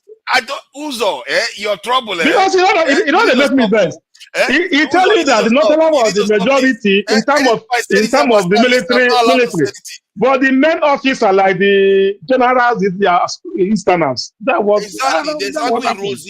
But the military architecture was Northerners. I'm talking about the numbers. I'm not talking about the numbers. Uzo is right. Uzo is right. The military. The numbers is Northerners. I'm going somewhere with this. Calm down. I just wanted to gather. And is it like 20, 80% or 40, 60% we are From the talking books about? I've read, they were over 50%. And that's a majority. The northern ones. The northern, yes. Okay. They were over 50%. That from right. The books I've read about and I believe, man, in Nigeria, not Igbos, say the Midwest officers, they have top officers. The Midwest, not everything Southeast. Yes. The Midwest, not Southeast. Yeah, but Ojukwu is the Midwest compared to no, say Midwest because Midwest, not Southeast. Some Delta officers was there, Calabar was there. They are all calculated on the Midwest. So don't just say Talking about like Southeast. Edo Yeah. and okay, that's what you mean by Midwest. Yeah, Okay. they're all Midwest. The former Midwest. To the time of No, Calabar was back not up. Midwest.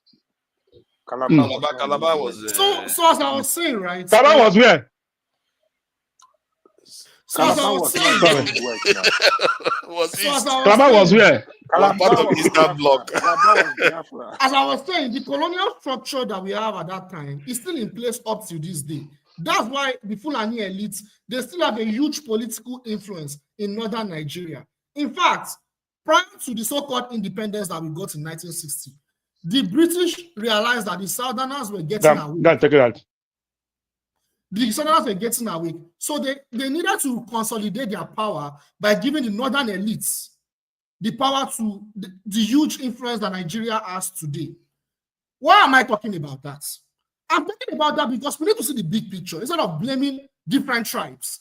It is the Fulanis, it is the Midway, it is the Igbo. We need to stop this. It is very petty, in my opinion, because it's like here in America. We're in America, right? This is America now. Imagine if a black person commits a crime, and in the media they said black criminals. They keep naming black people as black criminals. How would that sound? Is that not racist? That's racist. So why are we doing that to our fellow brothers and sisters? I mean, these Fulani people, they are very poor. They are very, very poor. They're not even rich. I've met some Fulani people even in this America. They're some of the nicest people. In fact, some of these Fulani people are even more nice than Yoruba people. We need to be very careful. Where you meet that Mago?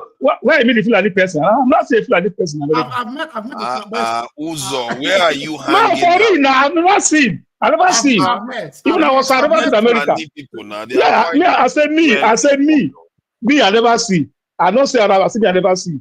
You see, we need to be very careful when we label all this thing from a tribal perspective, because that's what the oppressors, that's what the British, that's what they want.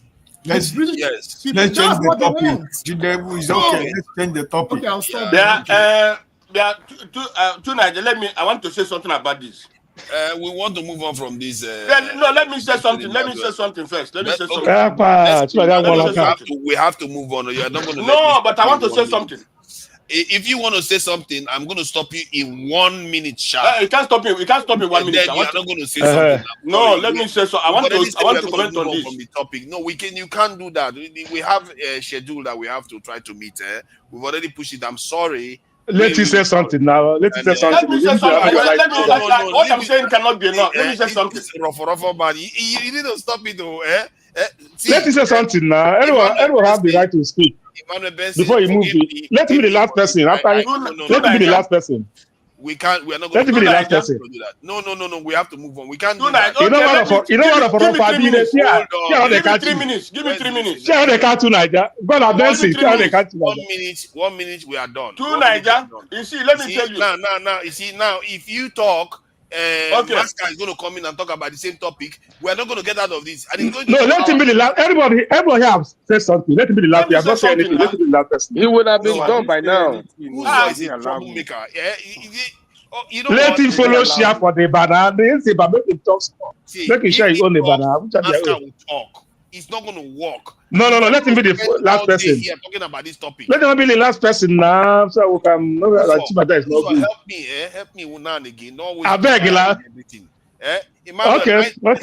You're in charge. I want to say tonight. Let me say something, please. Give me time. Let me say something. Maska is going to say something. Look at him. My brother, leave me. Maska, I don't care about Maska. What do you have anything to do with Maska? I want to change the topic. Okay. Leave Maska alone. I could have finished what I'm saying. Why you do like this? Why do you want to change the topic? 1 minute each person. Tonight, let me tell you. Every time you come here to Niger, you said the Northerners are dying. The Northerners are dying. No Southerner goes and kill the Fulanis. None. No Southerner goes and kill the Fulanis. Only the Fulanis coming to kill Southerners. That is one. Two. When Southerners, when this terrorism in the south or even anywhere, the Southerners condemns it, but the Northerners doesn't condemn what their people are doing. That is true. Buhari, when Jonathan was ruling, Buhari Buhari said anybody who killed the Boko Haram are creating war against are killing the Northerners. But these are terrorists. He never condemned it. Rufai is the one who said they went and bring these terrorists to come for their farms and all the rest before the election. It was what Rufai said. Rufai of Arise TV? No, Rufai. Rufai. Yes, I saw the interview. He said 1 minute he is went gone. to beg them. Yeah, 1 minute is gone. Thank no, you. I didn't matter. Let me finish. My didn't go. Well, you made a good point. I really appreciate you. Now, let me want to say. You see what I'm telling you? Very good point. He made a good point. About from everywhere. It's also Nigerian. It's a world people. So, my brother, let's stop saying this thing you used to say every time that the Northerners are dying. Northerners are dying. Northerners are killing the Northerners. They're not. Southerners are killing the Northerners. I take your point. That's a fair point to make. Master, let's allow Master 1 minute, please. No. There's no way Master to talk because she said it's already you are going another way. You see, you are tribalistic or what? I don't know. No, you said 1 minute. Now that's it. You said 1 minute for each of you. You said my own. We are all here. You don't want to give me a chance. No, not what you said. Even though I'm not like to Nigeria. I'm not like to Nigeria. The Fulanis are giving preference. No, that's the problem. You see, that's the problem. Benson. Okay. Let's allow Masker 1 minute, please. No, you said you're moving. I cannot talk, but now you Masker have to come and talk. That's not what you said. All of us are here. You said each of you 1 minute, Benson. No, the first time he said no, you don't want me to talk. He's moving. Then he change his mind later now. You need to because why did he change his mind? Why did he give me 3 minutes? Remove him. Is disturbing. You can't tell someone to remove somebody. You can't tell someone to remove somebody. You can mute him, not to move him. He made it. Yeah, how can you tell someone to remove somebody? Are you a dictator? Masker, please go ahead. Tinubu, remove him. Tinubu will remove governor. Who said this? Who said this? You should remove me? Don't mind you cannot. Don't mind. No, somebody remove somebody. Tinubu they remove governor. Said it, Bensi. Okay, please, Masker, go ahead. That's the best, man. When you say lamb finish, you will come back. Well, forefathers, so that Benson can be happy. I don't have to speak. There's no. I can move to the other topic so that the guy can feel happy. Thank you for that. You see, gentleman. I really appreciate that. All this that's no gentleman. Are you here to make somebody happy? Are you here to make somebody happy? First, let me just. Are you here to make Bessie happy? You say your mind. Let's just calm it down. You see, they sell land for Ogoni. Say they told her, I say 1 separate plot from here to here, 2 naira. Can you let me moderate, please? Let me calm it down a little bit with this video I saw of Nigeria. You saying something about the current state of Nigeria. It's a bit interesting because I don't know whether it's the same thing under Buhari because I didn't monitor Buhari's period in office that much. People that have seen Buhari's period, they can compare it. Challenge 101. Good luck go, we miss him. Buhari go, we miss him. If Tinubu go, we miss him. Our own of him. I swear. If person won't buy data now, it go use like 15 minutes look options. That time, when I say Tinubu they shake. Now who they shake? Me and you. To buy crates of egg for this era will be like careless spending. With 300, if you buy mineral and egg grow, but now 300 no fit buy egg, talk less of road. To chop single sausage shawarma now, person go dey do 2 weeks of planning. Country dey spoil dey go. One person dey one side dey shout, "My father is the best president." Gary wey be poor man food don turn gold. No be lie. President Tinubu, abeg, do something before something do us, abeg. Tinubu. Is it a peculiar situation, or is this? Did they do this for Buhari too? Was it this Absolutely. bad? It wasn't as bad as this now. It wasn't as bad as this. It's obviously exactly what the pains are. I was speaking with my elder sister this afternoon, and she came to the US a year ago. She was comparing when she left to now. The rate at which the economy went down is obvious. It's obvious that it's that bad now. Buhari time, it wasn't. It was still 200 and change for gas. It was you can still pay light, you could still do your normal thing while you were complaining. But now the downcast level is like 1,000%. You know what it is to buy an egg for 300 naira? Huh? I just came back from Nigeria in February. You want to eat bread. A bread that is always on the dining table every day. You go there to snack on. Bread is 1,800. That's supposed to be on the table every day. For somebody that earns 150K in a month, man, you are a basically poorest man. If you earn 500K in a month, you can't even achieve anything. You can't take your children out for the weekend Yeah, it's tough. unless you do a It's tough proper in Nigeria. planning. Is that bad? Then you are taking a family of 4 out. You are spending 50,000 naira. And they're telling you that the minimum wage was increased. Increased to what now, guy? Increased to what? Man, those guys are in for it. It's that bad. Nigeria has 2 layers. That's one thing I noticed. If you want to live like normal people, you will spend 50,000. But there's a way you go about it. Some people can manage money and they have a 2-layer economy.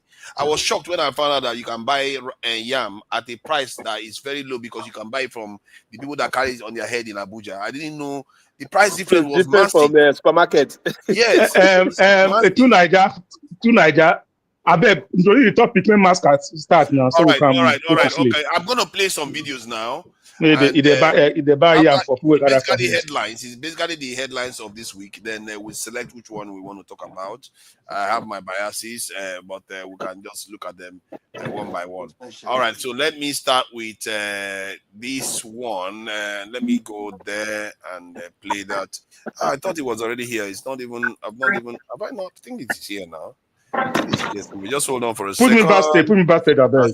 I'll do that now. I'll do that. Just hold on. Uzo, where is Uzo there? All right, Uzo is backstage now. And now let me get this presentation screen in place. All right, now we are good to go. All right, let's play this now. All right.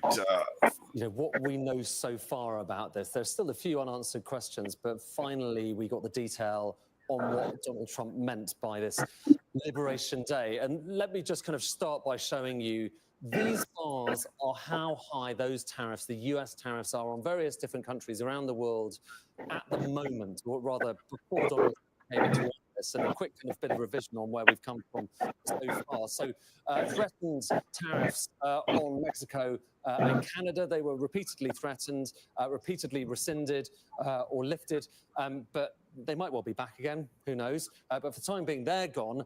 We know we got an extra 10% tariffs on China, China 1.0, then another extra 10% tariffs on China 2.0, you might call them. And we're now kind of waiting to find out what happened next. And we finally did find it out. Let's just start. There are 2 parts to this. Okay, so first of all, there is going to be a 10% baseline tariff. So you see all of these bars go up by 10%, including, of course, the UK. But that, as far as the White House is concerned, is just a baseline. And then on top of that, there are different tariffs for different nations, what they call reciprocal tariffs. And they say they've gone through the numbers. They've looked at not just the tariffs that other countries around the world are charging the US, but also what they call non-tariff barriers, so other things. And they've worked out, by the way, Canada, those Mexico-Canada tariffs might well come back, so we might well start from that position. But reciprocal tariffs might push all of these bars, or will push all of these bars up considerably higher. So just look at how the picture of trade and tariffs in the US has changed dramatically as a result of these measures, which are coming in the next few days. And just to give you a few highlights of what we're talking about. So you could look, for instance, over there at China. So China, that's a 34% reciprocal tariff, but it takes the total amount, provided that goes on top of the existing tariff, it takes the total amount up above 50%. And you're talking, when tariffs are going above 50%, that makes any trade very, very difficult and far less likely to happen. So that's China, but you can probably see here, Vietnam as well. And the point here from the White House has been to say, listen, lots of Chinese goods going into the US, but also going through, being Vietnam and Cambodia as well, being conduits for goods to go to America. And the point here from Donald Trump the US wants to reindustrialize. And so it's all about trying to make things domestically. But finally, look at the UK, 10% on the UK. And for many people here, obviously, it is a big increase on where things were before, only a few percent, the average rate for the UK. But that goes up to 10%. It is the best rate that anyone has amongst any nations. In fact, the best rate that any G7, any leading economy in the world has, and certainly better than the EU, all of whom are having to pay an extra 20% in total, so 10% and another 10% on top. But even so, all of this will potentially diminish the amount of trade going on around the world and diminish the amount of stuff going into the US. And finally, it's worth just saying, what was the stock market reaction? Well, this decision was made after markets had closed, but we can look at the futures market. This is the NASDAQ futures market, and look at what happened. It went up a little bit after the announcement, and then it's come down quite considerably. So a market reaction there, which implies that when markets open in Asia, and indeed when they were open across the US and Europe, we're going to see some falls to come as people respond to this. Ed, take a seat. I've got another question. Thank you. And as you can see, China and Asian countries are the real target. The reason why it's going after Mexico and Canada is because they get a lot of Chinese goods coming and they don't want it coming into America. This is okay. Now let's move on to the next one. I think this one should be no, I don't want to play this one, at least not yet. Where's the other one? The Tinubu. Let me see. Okay, let's play this one too. This is not very good news, but let's just before dawn on the 23rd of March. The first rays of sunlight can be seen as a convoy of Palestinian Red Crescent ambulances are traveling on a road to the north of Rafah, searching for missing colleagues. The Israeli military would later claim that they didn't have their emergency lights on. This video shows very clearly that in fact they did. The convoy spots the missing ambulance on the side of the road, so they pull over. The paramedics, wearing their uniforms, get out and start to move towards the vehicle. Israeli soldiers then open fire.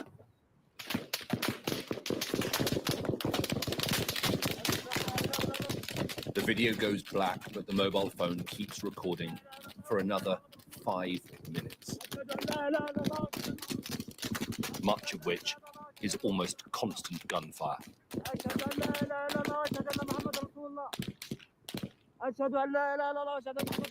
One of the paramedics, Rifat Redwan, can be desperately heard reciting the Shahada, the Muslim prayer before death. Forgive me, mother, he says. This is the path I chose to help people. He was later found with a bullet in his head and this mobile phone still on him. It was 5 days before the IDF gave permission to the United Nations to retrieve the 15 bodies. They were found in a mass grave and their vehicles crushed beside them. The Israeli military has claimed that 8 of the dead were Hamas. They have not yet provided any evidence of that. The Israeli military has also claimed that the vehicles were traveling without coordination in a combat zone. But a Sky News investigation has revealed that an evacuation order was not issued by the IDF for that area until at least an hour after the incident. Their ambulances were clearly marked and they should have returned to the families. They did not. Even in the most complex conflict zones, there are rules. These rules of international humanitarian law could not be clearer. Civilians must be protected. Humanitarians must be protected. Health services must be protected. Following the emergence of the video, the IDF has released a new statement saying that all claims, including documentation circulating about the incident, will be thoroughly and deeply examined to understand the sequence of events and the handling of the situation. More than 400 aid workers have been killed during the 18 months war in Gaza. Yeah, that was the incident I called this week, where the Israeli military decided that it's a good idea to take out some, Palestinian health workers. This is just one incident amongst many. that the West is super. In short, they are not even. They pretend as if it's not even happening. Now you see how they manage to wipe out the entire American continent without a lot of fanfare, because they can just pretend as if they don't see it. They hardly cover it. This is Sky News covering it. Very, very rare they cover any information about that. And the other thing that happened this week was that Trump is talking about the third term. I don't know. I think, is that not the third term talk? Okay, let me just play this quickly. President Trump appears to be open to challenging a constitutional barrier put in place more than 70 years ago.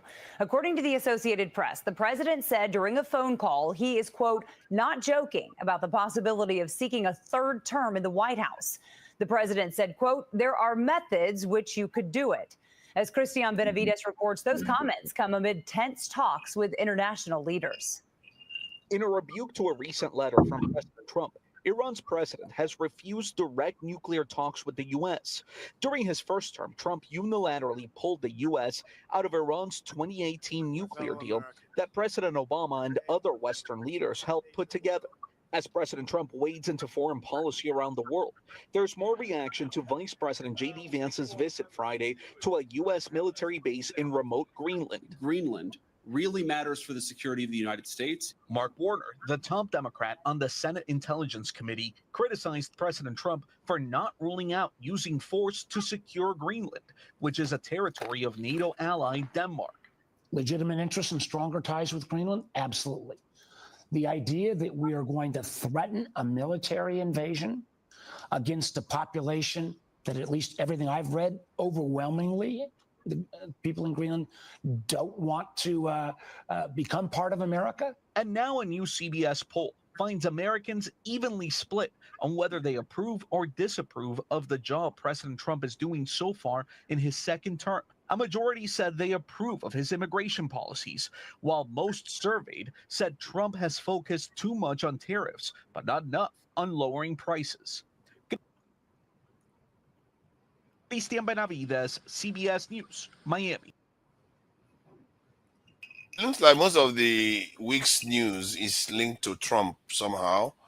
And then this one too, you can say is linked to Trump, but it's about Russia and people regretting. They closed their embassies in Moscow. They slapped sanctions and seized Russian assets. They removed Moscow from global financial systems. And this forced hundreds of Western businesses to shut shop in Russia. Big names like Apple, McDonald's, Mercedes-Benz, all made an exit. The message was clear: no business with Moscow. All of this happened in 2022. We are now more than 3 years into the war, and with a new president in the White House, things are changing significantly and rapidly. The US president is engaging with Russia. Donald Trump is speaking to Vladimir Putin. Their diplomats are meeting frequently. They're working on a peace deal, and they're talking about normalizing relations with Russia. This is a drastic shift in American policy just from 5 months ago. Washington's strategy is going from boycott to business. And on cue, Western companies are eyeing a comeback. They want to return to Russia. But they have one concern: sanctions. They want the sanctions to be lifted so that business can go back to normal. And this is easier said than done, because look at the scale of the sanctions. The West has slapped, and listen to this, the West has slapped more than 28,000 sanctions on Moscow. Yes, 28,000 sanctions. Removing even a few will be a long, drawn process. And there are other roadblocks too, like re-entry. You see, Western firms spent the last 3 years ending operations in Russia. This included closing down outlets, abandoning supply chains, and finding alternative markets. All of this takes time. Many Western businesses even sold off their stakes to Russian businesses. McDonald's is a good example. Before the war, it had 800 outlets in Russia. It sold all of them. They're now rebranded as Vkusno and Tochka. That's what McDonald's is called in Russia. Then there is Starbucks. They too sold their units to a Russian restaurant chain. Starbucks is now called Stars Coffee in Russia. And these are just 2 examples. There are hundreds like these. From retail giants to food chains to car makers, every Western brand was in a rush to exit Russia. It was all part of a plan. The West called it economic isolation, and let me tell you, it has failed miserably. Because once Western firms made their exit, others swooped in. The void in Russian markets was filled quickly. Indian, Chinese, and Turkish companies made their moves, and now they're making profits. Western boardrooms see this, and they're asking themselves one question: did we make a mistake? They want to return now, because Russia remains a lucrative market. It is the 11th largest economy in the world. It has more than 140 million customers. This is a country rich in oil, gas, and minerals, not to mention a major military power. So Russia will always be in business. And if you're a business firm, you don't just walk away from a market like this. Western companies did, and they're paying the price for it. Which brings us to the next question. Who will return first? Most likely companies that are not directly affected. I think I don't want to play that one for too long. I think we've got the gist of that. So I'm going to bring it back to the panelists so that we can discuss some of these things and learn some lessons from there. I actually think there's something to be learned from it. What is this? Yeah. I'm trying to move this video. Where is this video? It's like it's hiding. I think that's it. Is that? Oh yeah. Last discussion, you didn't allow me to speak. Oh, look at that. Yeah, you will speak. I'm serious. This one is interesting. I don't know what you guys want to talk about. I think there's the Israeli one, Trump third term, all of them, tariff one. We don't. There's no time. That's the problem. We don't have a lot of time. We have to pick our this thing. Three minutes. Yeah, we have to learn something from this last one though. But who is next? Who is first? 3 minutes. You think is good enough? Okay, let's do 3 minutes. Strictly 3 minutes. Obey, you go first. Dexter second. AY third. Ike fourth.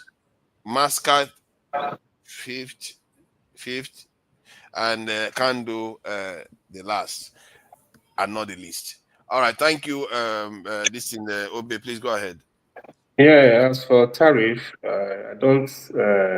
Well, I've not been here for a longer time, so I really don't know the mathematics he's trying to put together to begin to cause chaos among his so-called allies. I think the allying with other countries are majorly not for economic reason only. Security reason is there, threat is there, to put strength together. And most of the time, there are compromises when you are aligning with some other nations, especially your neighboring country like the Mexico, like the Canada, and the Europe that is our major ally. When this fight starts, like we were saying in the first stream, the idea of OXO, this is all about China. It's all about China, because the next strength is looking up to that part of the world. So that is where all this Muslim power is coming from. And the powerful people out there, they don't really care about the commoners, what you buy your egg from in the store, what you buy your tissue paper from. It's not the idea. He is painting a picture of let's bring jobs back to America. Like if you check the economical scale or you check comparative advantage, everybody said they should specialize and major on where they have comparative advantage from. That was where the ideology of these companies moving to China started. Because if my cost of production per unit of a shirt will cost me $1.50 in China, and it's costing me $15 in America, I'd rather make it in China with the same quality and it comes in here. Another thing American does was that they were restricting China to American SON, that's Standard Organization of SOA or whatever in America, so that they will produce to the standard of America. That was the part of the discussion they had, which was flowing. That is why a China-made product in America is different for China you will see in Nigeria, or China you will see in other part of Africa. So this thing has been going on, and it's been fine. It's been fine. That Americans have been enjoying the fallout of those markets. At the end of the day, people were not comparing. If you're in China, you're buying it for $2. If you're in America, you're buying it for $18. We understand all that, but you don't live in China. You live in America. And if you're in China, how much do you earn in China that is your income? So you are going to buy, that kind of thing for whatever amount. So that was where the previous administration were considering, and those things had to move. But if you say, let's move back those companies down to America, you know what it is now. If American man does not, if you don't give me $50 per hour, I won't leave my house to come and start burning my ass for you for any kind of stupid job. After I had passed through what I passed through, even at my own field. That is what it takes. So everybody is considering which job are you going to bring that you're going to pay $12, $10 for, and people are going to be queuing for you. Nobody's going to go there to work for you, basically. I think they're not considering this part of the fight. You will see at a given point in time within this period of struggle, there will be a shortfall of these supplies, and then they will suffer. Then we got to pay more for goods. According to what's his name, Kene was looking at it from the aspect of produce American goods, or you have to compare with which one and which one. Is it not when there is product to be compared with that you'll be comparing? However, there's no comparing, and the product you are seeing is this cost. You have to buy it at that very particular price. At the end of the day, people might suffer more in one angle, and we are able to diversify the product into different manufacturers and different product of the same kind, and then there will be price disparity, and then America will gain. But the long run, we're going to have a lot of rough time at this point in time. If your income is not increasing and the prices of things that are around you, your basic needs are on the increase, of course there will be complaint. And Baba himself over there does not know that Americans strategically make a half-year election to checkmate you. So his totem agenda, he's not even talking of surviving his 4 years. He's talking about totem. Because from what it is now, everything that happens in 2024 at the election time is going to be checked properly. Because if he loses any of the house for the midterm, he's in trouble. So the totem bid to me doesn't exist anyway. It's just blabbing. Thank you. Thank you. Yeah. Dexter, are you there? Dexter is not there. Dexter, are you there? Dexter. I am here. I am here. I am here. That your image looks like you are far away, but No, it's all right. All right. This is your sticky camera. I don't know why it keeps sticking and with one like the photograph. Yeah. Okay, go ahead. Which one are you talking about? Trump or tariff, third term, or Russia or Israel? In all honesty, I don't really. I won't have too much to say on the topic because, we have a lot going on our plate. Trump is doing what he's doing because he and his team feel that's the best they can do for America. It just shows their position of power. They sneeze, everybody's coughing. They sneeze, everybody's running around, twerking for them. So, the truth is, we can't expect America to be, despite all the explanation everybody makes, America cannot be the Father Christmas for everybody. Other countries are placing tariffs on American goods, Other countries place tariffs on American goods. So I think what Trump is doing is just a form of negotiation. And the way I see it, like I tell some of my colleagues, the way I see it, Trump's ideology is this: one, get countries to reduce tariffs on American goods, on goods that are coming on American goods. Okay, one, that is to help the American goods sell better. Number two, get Russia and Ukraine solved, because if you can get Russia and Ukraine to end the war, what you're going to have is Russian oil is going to get back into the global market. Once Russian oil gets back into the global market, so be sure that the price of crude oil will crash, the price of gas will go down, because Russia has massive loads to churn out. Once the price of energy goes down, then the cost of living can come down. You also have Russia and Ukraine being able to ship their grain around the world freely.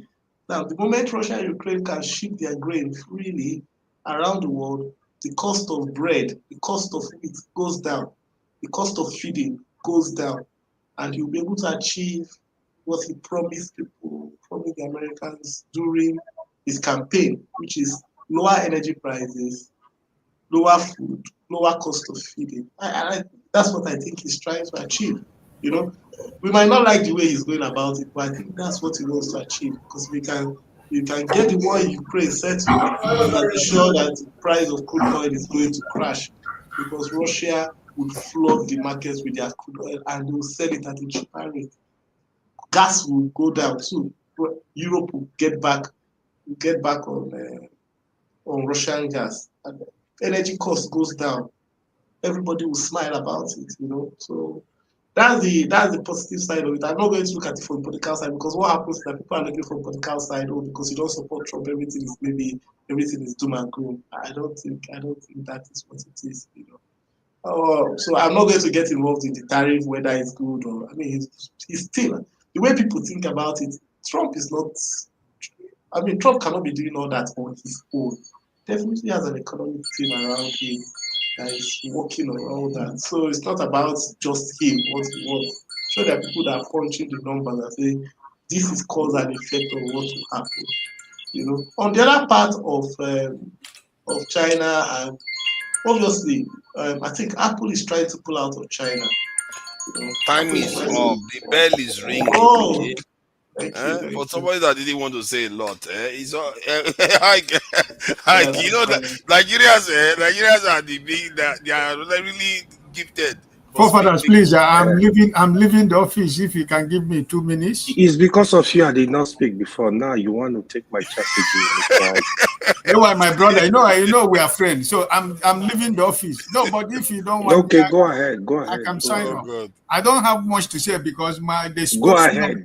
spokesman Because of you give me a wife Trump from is here. the My east, brother so Kene go is here, ahead. so I don't need to say much anymore about your Trump. The thing is this: I've always said from the beginning is that what you ask is what you get. So America get what they ask for. So deal with it, right? Doesn't concern me. I have no business with your tariff and your whatever. That's your business. But the question I asked before, when my brother Kenneth was there in the first place, I did ask that question, but I didn't. Nobody was there. They said yes, but nobody gave me a definite answer because they're talking about making sure that Americans begin to buy American-made products. So my question was that American-made products and the one that are coming from other part of the world, is American-made product more cheaper or more costly than the one that are coming from outside? Nobody can be able to give me that price because Kennedy tell me something which I slightly agree with him because he was saying that 99% of whatever we are using is from China, is produced outside. So I asked a question: what is it then is America producing that that they're saying that the people will buy so that the American product they want to buy? What is it that they are producing? Because if Machine gun. 99% of everything we are using is being produced outside, then what is American producing that your president is saying so that the people can go into manufacturing and begin to produce so that it can be cheaper for you have opportunity to buy either the one of America or the one from China, any other part of the world. So guys that live in America should be able to explain to me before I sign up because nobody has given me what America is producing. Because from my brother Ekene, I think I will agree with him that maybe 95% of the phone or technology, whatever we are using, the sneakers, the tennis shoes and everything we are using is produced in China for America. But they have their own quality specification. Like when they want to produce electricity, a bulb in Nigeria, they bring 2 wire and put it. When you put your fluorescent, immediately you put it in your this and it goes off, it dies. So American specification is what China is producing.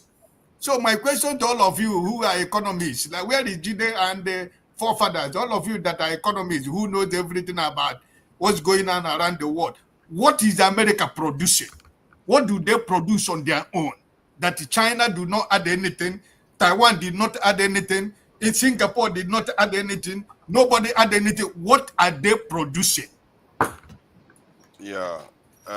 Yeah, that's a good question. Yeah, can I respond to him? No, it's not you. It's AY, not go you. ahead. AY is talking. Okay, let me. 3 minutes. Ordinarily, I will not discuss this topic, right? One thing I'm going to say, the inconsistency, the dishonesty in the mouth of Nigeria when they speak is appalling. It needs to be studied. I'm just wondering, when Tinubu make all his economic blunder, how the same people were speaking. I listened to some people on this platform in the afternoon. I just feel sad. When Tinubu removed subsidy, adjusted the Naira unification, first week in office, I thought Tinubu was clueless. President Trump is delusional. If anybody tells you President Trump knows what he's doing, he's lying. I have listened to experts in this area. As a matter of fact, you don't need to be an economist to know what is going on. Trump is clueless. He does not know what is going on. This afternoon, I listened to Mr. Kandu. He was the person that actually hit the nail on the head, and Mr. Tony. Trump does not know what he's doing. Let me just give you some few numbers, because discussing Trump is a waste of time. Because America had opportunity. You have an educated, young, smart lady that has track record of performance in office. You voted for a clueless, a calm man. Since Trump resumed office, I need to give you a number. You can fact check me. Since Trump resumed office, January 20, 2025, America's stock market, close to $10 trillion has been wiped out from the stock market. Exactly $9.6 trillion. You can fact check me. This guy does not understand what he's doing. Forget about it. Were you talking of tariff? He is talking as if you are feeding the whole world. Now, country are reply to you. You think, oh, it's America. They're not going to say nothing. They are smashing America with tariff right now. What you're going to see in 3 months' time, the price of goods are going to shoot up, because the other crazy thing about this tariff thing is, what is tariff? Tariff are simply taxes that are going to be channeled to the consumers. America are going to pay for it. So it's just simple. Like if okay, even right now, Canada supply millions kilowatt of energy to America every year. Canada are threatening now. They want to stop it. They want to withdraw it. You have a lot of things. So for me, sitting here, you want to discuss Trump is just complete waste of time. Trust me. That man, he does not know what he's doing. He displayed who he is during his first tenure. People did not want to believe him, but now I think people will believe. He's going to mess American economy up as he's doing now. Then we're going to start from there. That time, and we have fun. Thank you. Let's bring the top in first family day. It's another business. Maska, what do you make of the topics that you saw? And if you want to take on the tariff one, welcome to it. Well, the Palestinian issue. Okay. That was tragic. Not just, look, the thing is, we tend to always focus on small events, and in that obsession, we always lose the big picture.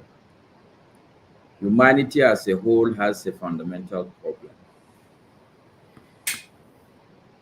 We were already numb in terms of killing people, in terms of, and there's a way we have done it over time. Even the America people talk about. The reality is that America, there was a set of people living in America, not just the North America, even the South America. These people, this set of people have completely been exterminated. and nobody talks about it. Not even some sort of respect, or there's nothing like a day for all the people that were, let's say, the initial inhabitants or the indigenous people of the Americas. Not even a day for them to be remembered. We go about life as everything is okay. The Jews were killed. I mean, you just day in, day out, day in, day out. We have a way of killing each other. So the fact that somebody killed these people is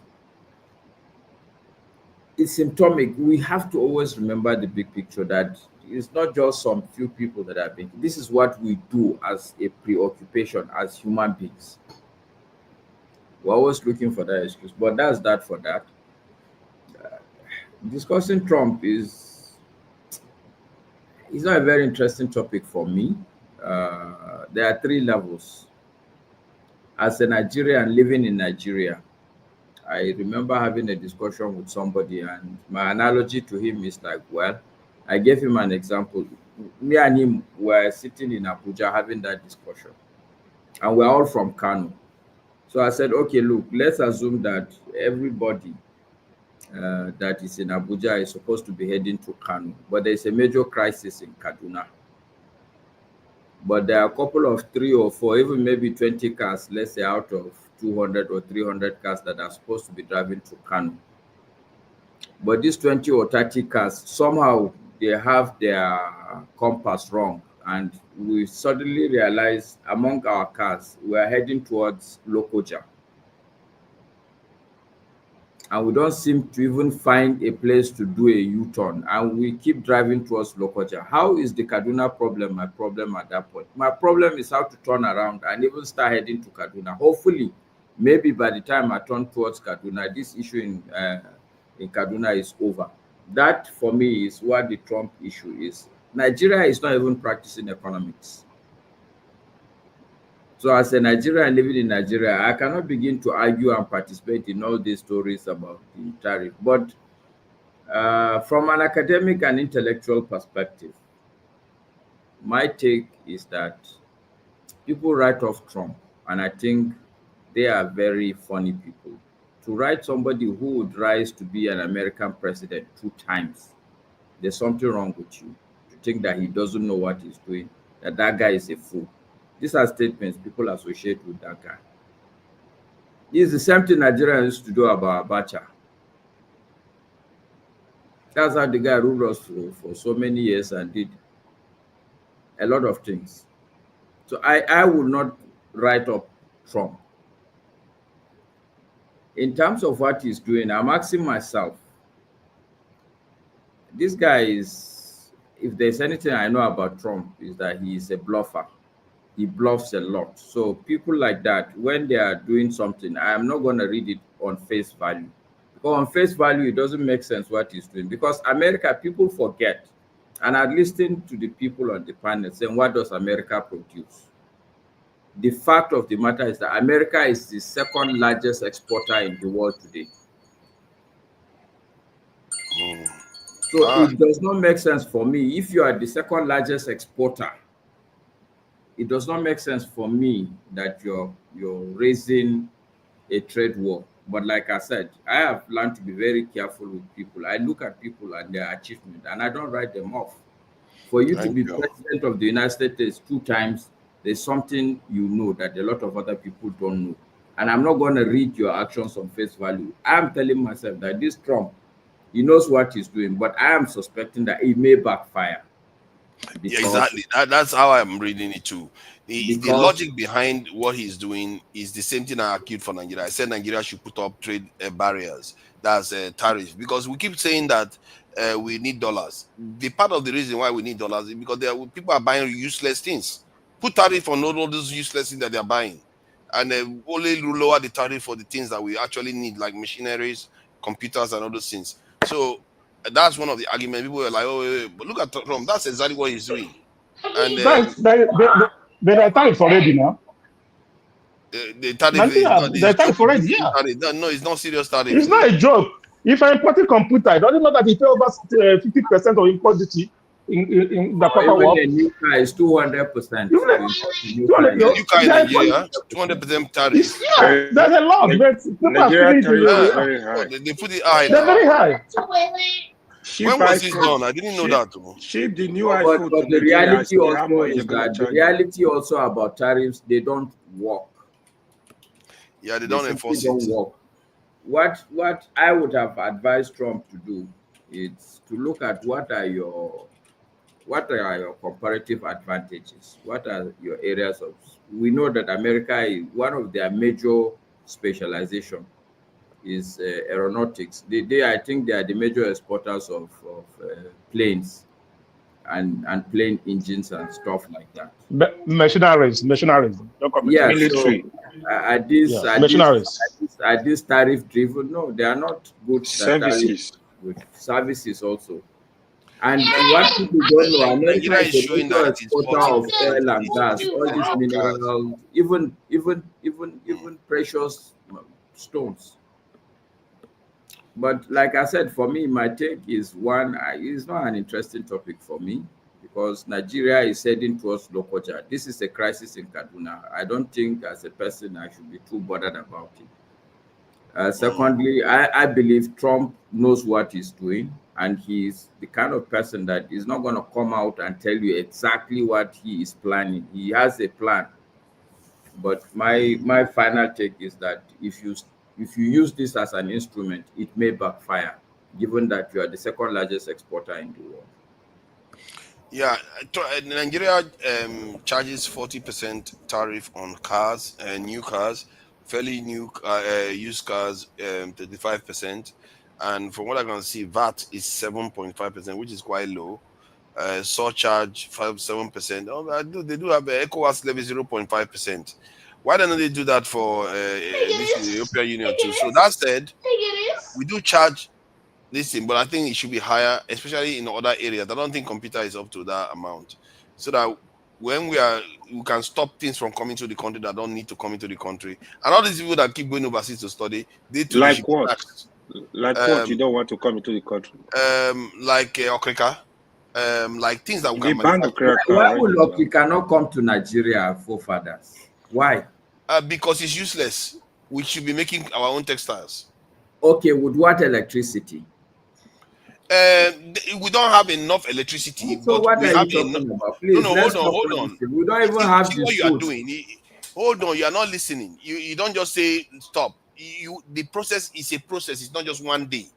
When you So no, I agree with you. It's a process. The starting point is not tariff and banning Okrika. You get the electricity first. That's not necessarily. Very necessary. You have some electricity. Because the industry, you can decide that you give industry electricity, not necessarily homes. Why can't you just fix the electricity? Why should electricity be a big deal? See, India doesn't have electricity everywhere before they started putting tariff on things. You can put tariff on areas without necessarily solving all the problems of the country. Even when there is boom in Nigeria, Tesla mill, Africa still there. The Nigeria was a boom before. As Swani tells me, Abaka can count not 1,000 of them. Okay, can still day. As Swani still day, Dankara still day for Lagos those days. So leave that story. We know where our problem is. If you are serious about import substitution, you have to start clamping down on it. Otherwise, local companies cannot compete. I'm saying, forefathers, if you're serious about wait. What you need to do first is for something. For America, say they work for here. Most of them they work. Is it they work for here? They buy new clothes here. But I think people buy used clothes also. It can do time to talk so that we can be fair to each other. Yeah. I hear what you are saying about this thing, putting the infrastructure in place, but we don't have zero infrastructure. We have some. The problem is that the ones in Nigeria now they can't make profit, enough profit, because the ones coming from outside are killing them. How many megawatts of electricity are we producing? Okay, don't try to shame us now. Let's not do that. No, how many? What are we producing? We know it's around 5,000 megawatts. that we are Let can generating. do talk now for father. Can go in there. Let can talk. Yeah, can do. Please go ahead. 3 minutes. Yeah. Good evening, everyone. Mr. Masker, okay, looking at that video from Gaza area, this is what's been happening on a relatively consistent basis over the last 20 years. Human beings are just slaughtered by these people. Reporters are killed on live TV. In this latest tenth of the bombing of Gaza, over 300 children have been killed in the last 3 weeks. Since October 7, 13,000 children have been slaughtered, massacred, with this man's inhumanity to man. And we have just moved along. It's no big deal. They shouldn't have gone and killed 1,200 people. So because they killed 1,200 people, it is okay for shameful people to go and kill 13,000 children. Again, that's 13,000.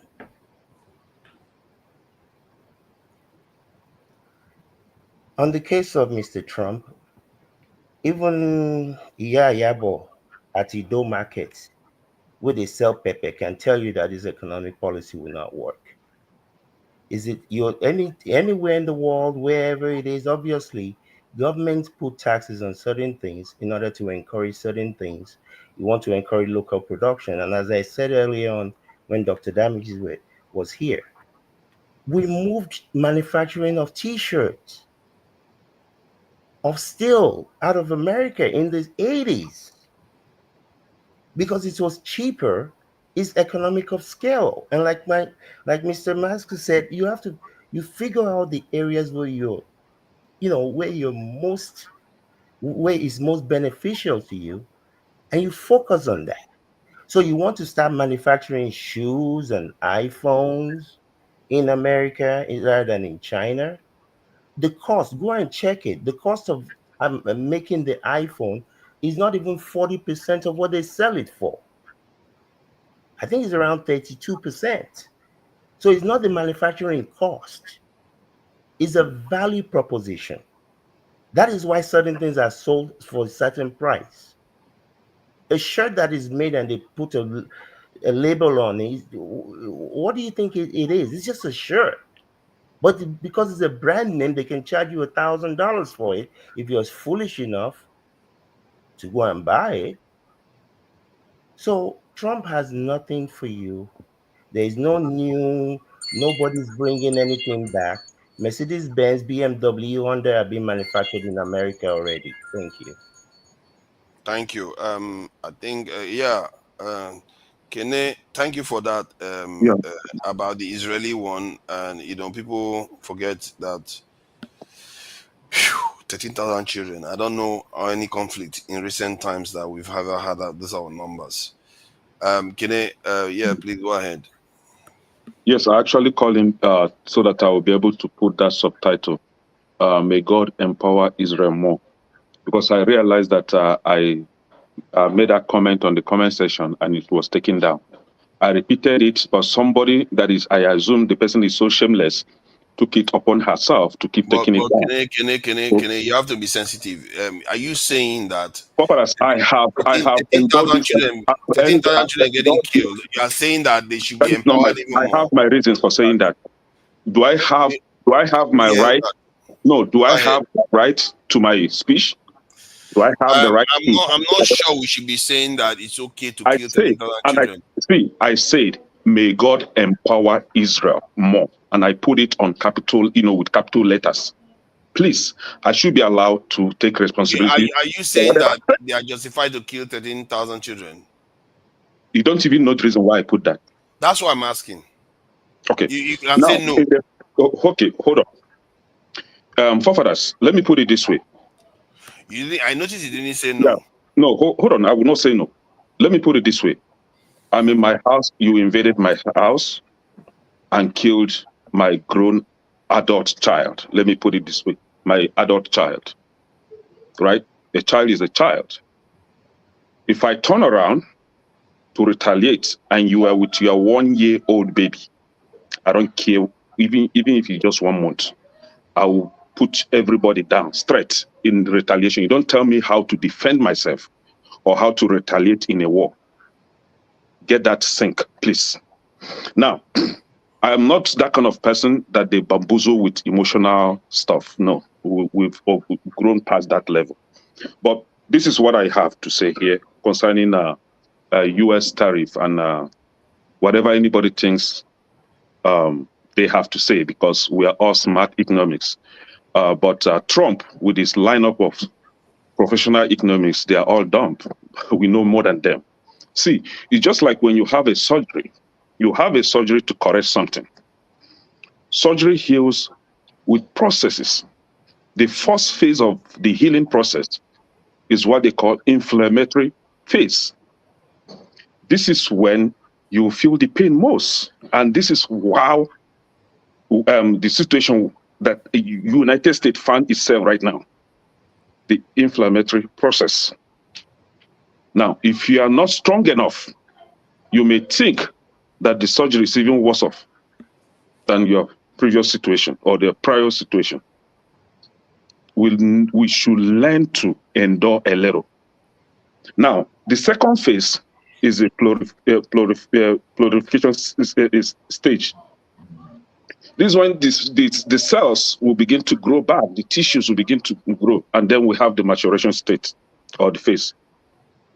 But we are all not willing to exercise a little patience. Oh, Trump is killing the economy. We don't even know the reason why this tariff is being imposed on all these countries. And I still repeat it. United States, most of its day-to-day items or products are all imported. All imported. The electronics in your house, if you're in the United States right now, count them from A to Z. Go and check where they manufacture it. You see that? Thank you. China, But Vietnam, or India. Hold on. Or India. Hold on. Yeah, let me round up, please. Yeah, let me round up. Now, even electricity, Canada give United States, some of the states, electricity.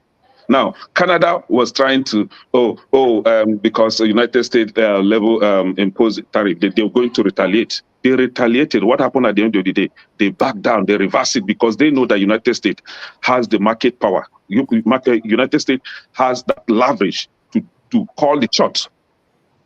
So if you think you know better than Trump's economics, that is fine. Let's watch and see. So the stock market, in 6 minutes time, we are going to leave it so that reactive state, it will still come down to normal. It will balance out. Yeah, in 6 minutes time, we are going to leave it so everybody talks for about 10 minutes or so, then we'll be able to round up. Uzo, thank you for joining us. What do you make of some of the videos you've seen today from the Israeli killings, the Trump tariffs, the businesses that want to move into Russia? And I think that one may be more subtle. We are not paying attention to that. I think that's something we have to think about, because if America decides to go after China now, maybe it's an opportunity for Nigeria. We should be calculating and thinking, if they want to start putting their companies out of China, then maybe we should be talking to, because China will be looking for other customers. You see what I mean? Are you mocking Nigeria, or are you serious? Hold on. I'm serious. Forefather. Master, why are you being so negative? I'm saying we should be looking at opportunities. I'm not being realistic. I'm saying that this is the step-by-step Nigeria should do. You want to go to Russia. Anyway, Uzo, sorry, see, go ahead. When you say step-by-step, sometimes events is not up to you to decide. You have to take advantage of opportunities that show up, like many countries did in the case of Russia. Uzo, was it India was not exactly the most sophisticated country in the world? I won't talk about the Israeli killing on that. What I would say, talk about China. 80% or 90%, 100% of what Nigeria is using, where is it coming from? The same China. Okay, good. Now, on the business that will go back to if I'm the Russian government, all right, I'll place 150 short before any of these business that left will come back. The major share should be a Russia with over 70%. I will place an embargo, and they're going to pay a lot for leaving for the first place. If I want to come back, if I'm Russia's number one. That's what they said. That's what they actually said. If I'm Russia, they said they have to do something to be able to even return. So we don't only talk about America, even those that are not in America don't know how you're affecting us here. I cry more than they believe. That's my problem. People cry more than the family himself. Nigerians will cry more than people even living here. Some of us are living in America, all right? Sometimes you go out, you talk to people, they don't know what is going on. They will see Nigerians all over the place. Not even talking about how to listen. Nigeria is not producing anything. All the companies have left Nigeria. We are surviving on protection in everything. Do you know how much it is? The tariff they charge in the official one. You know how for you to get their goods cleared in a proper way for any. You know how much it costs? Nobody talk about that. It's normal. This month they will increase it. That's when they increase it. It's normal thing. Nobody even talk anything. All of us are shouting America. Nobody is talking the tariff that's going up there in Tika Island all over the place. They're just charging both official and non-official. So now we that are living here, all right? As much as the goods goes up, people will be demanding for more. All right. And when people demanding for more, that more money in people's pockets, and they can afford the goods. All right. So that's the way I see it, number one. Secondly, I don't think Trump is doing as I don't know say something. Everybody, a madman will tell you know what he's doing. So I won't call somebody that is a clueless or is this. Man, you know what he's doing on your own part. But for you, it may not be good for you. But for him, you know what he's doing. Whether he fail, he will bear it. Then if he gain, he's going to bear it. But who suffer most is the masses. The masses. Nothing have changed yet. The gas pump is just like that. The food goes up, comes down. Things are just playing. But end of the day, the masses is going to suffer it. But those that vote for Trump and those that don't vote for Trump are going to gain or suffer the consequence of putting all the tariffs. Years back, for real, I used to buy it from China. I paid no tax, no tariff. The amount I buy it, I bring it direct during the Obama regime. Until Trump came when Trump came. He did with China. This is, we forgot. Even here, the city I am, the city I am, the guy had back of China. The guy locked it down, ransacked everything, he ransacked them. The guy did with them last time, all right, openly. He closed up their businesses here. He openly do with them. Now it's coming, and what do you expect? Then we'll start paying 15% of everything he imports from China. He goes through Taiwan and anywhere to import it, all right? But right now, he's raising the tariff. So as long as the tariff, everything will also be rising. So people is going to feel the pains, but the workers are also going to demand for more. When we talk about workers, we are not looking at the major players. We are looking at little ones. People are going to demand for more because end of the day, the cost of living will be high and people will be demanding for more. If across Americans, if you don't pay them more, they will find one thing and find unemployment and sit in their house and collecting money. I just sit in the house because I trust them. They just sit in the house. Now we Nigeria go okay, the unemployment is a shameful thing. For we, the unemployment is a shameful, but for them it's not a shameful thing. Somebody can decide to say, I cannot do with this. You sit in the house every month, 2 weeks, go and collect his paycheck and fight this, fight that, make money for him. Before maybe you that is working, make more than you. So that's how this country. So if you're not in this country, I don't think you know how we are living here. You don't know how you know how you are living here. But as far as Nigeria is concerned, it's our country. We understand one or two players what they're playing there. At the end of the day, everybody I will not stand and say somebody is stupid. All right. because you don't have that person mind. The way you see 3, somebody else can see it as W. Your Can tell time that is this. up or Uzo. So you didn't shut me up now. Let me tell you something. I'm shutting you down. I played the sound. You didn't listen to it. I bet I leave it alone. I don't leave it alone. I have a question for Kenneth because he made a statement. Let's allow I Kija just wanted to speak. make sure Let's everybody allow finished Kija speak. Then you talking. can go ahead. Okay. After Kija speaks, then you can go ahead. What about Kija, please go Master ahead. was saying something? All right. No, let us Kija now. Kija finish. Hello. Okay. Yeah, welcome, Kija. Thank you, guys. I was there. I was listening in the afternoon, but I came to say something, and that topic shifted. But I mean, I have a lot to say, sure. But I want to start with the people that support people killing people. Yeah, it's 3 minutes, so you don't have a lot. No, I should give more than 3 minutes, please. You guys have been speaking. Okay. Let's do 5 minutes so that way. Then after that, then everybody can be able to 3 minutes. All of us did 3 minutes. All right. Okay. So Now they are protesting. They are protesting now. Oh, you people are taking my time. Masca, why you? Masca is being the Let tough. Okija tough speak customer now. today. Father, it's So, you that is distracting your yourself. if I'm people, distracting myself because I'm listening to audience. This Let and Okija speak. Okija, please go ahead. if collateral damage, is something to that should be encouraged. Just like always, I try to give justice so that justice comes to me.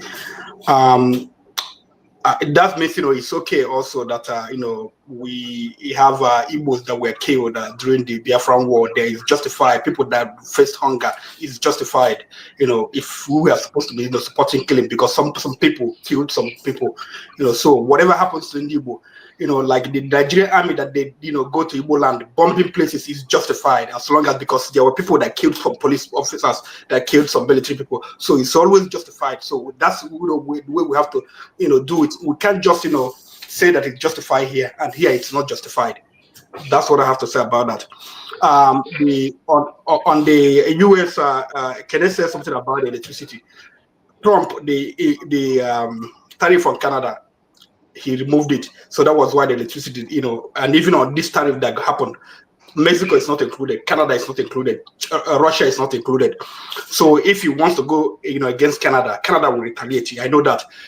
When during his first term, he was the one who negotiated with Canada and Mexico, and the former NAFTA, he tore it apart. And then they did US whatever CMC whatever USMCA whatever, and then he ratified it. He signed it. We made so much noise about it that America has been liberated, and now he is going back and trying to put tariff on Canada. It's just a man that doesn't know what he's talking about. One of the things they don't know about American economy.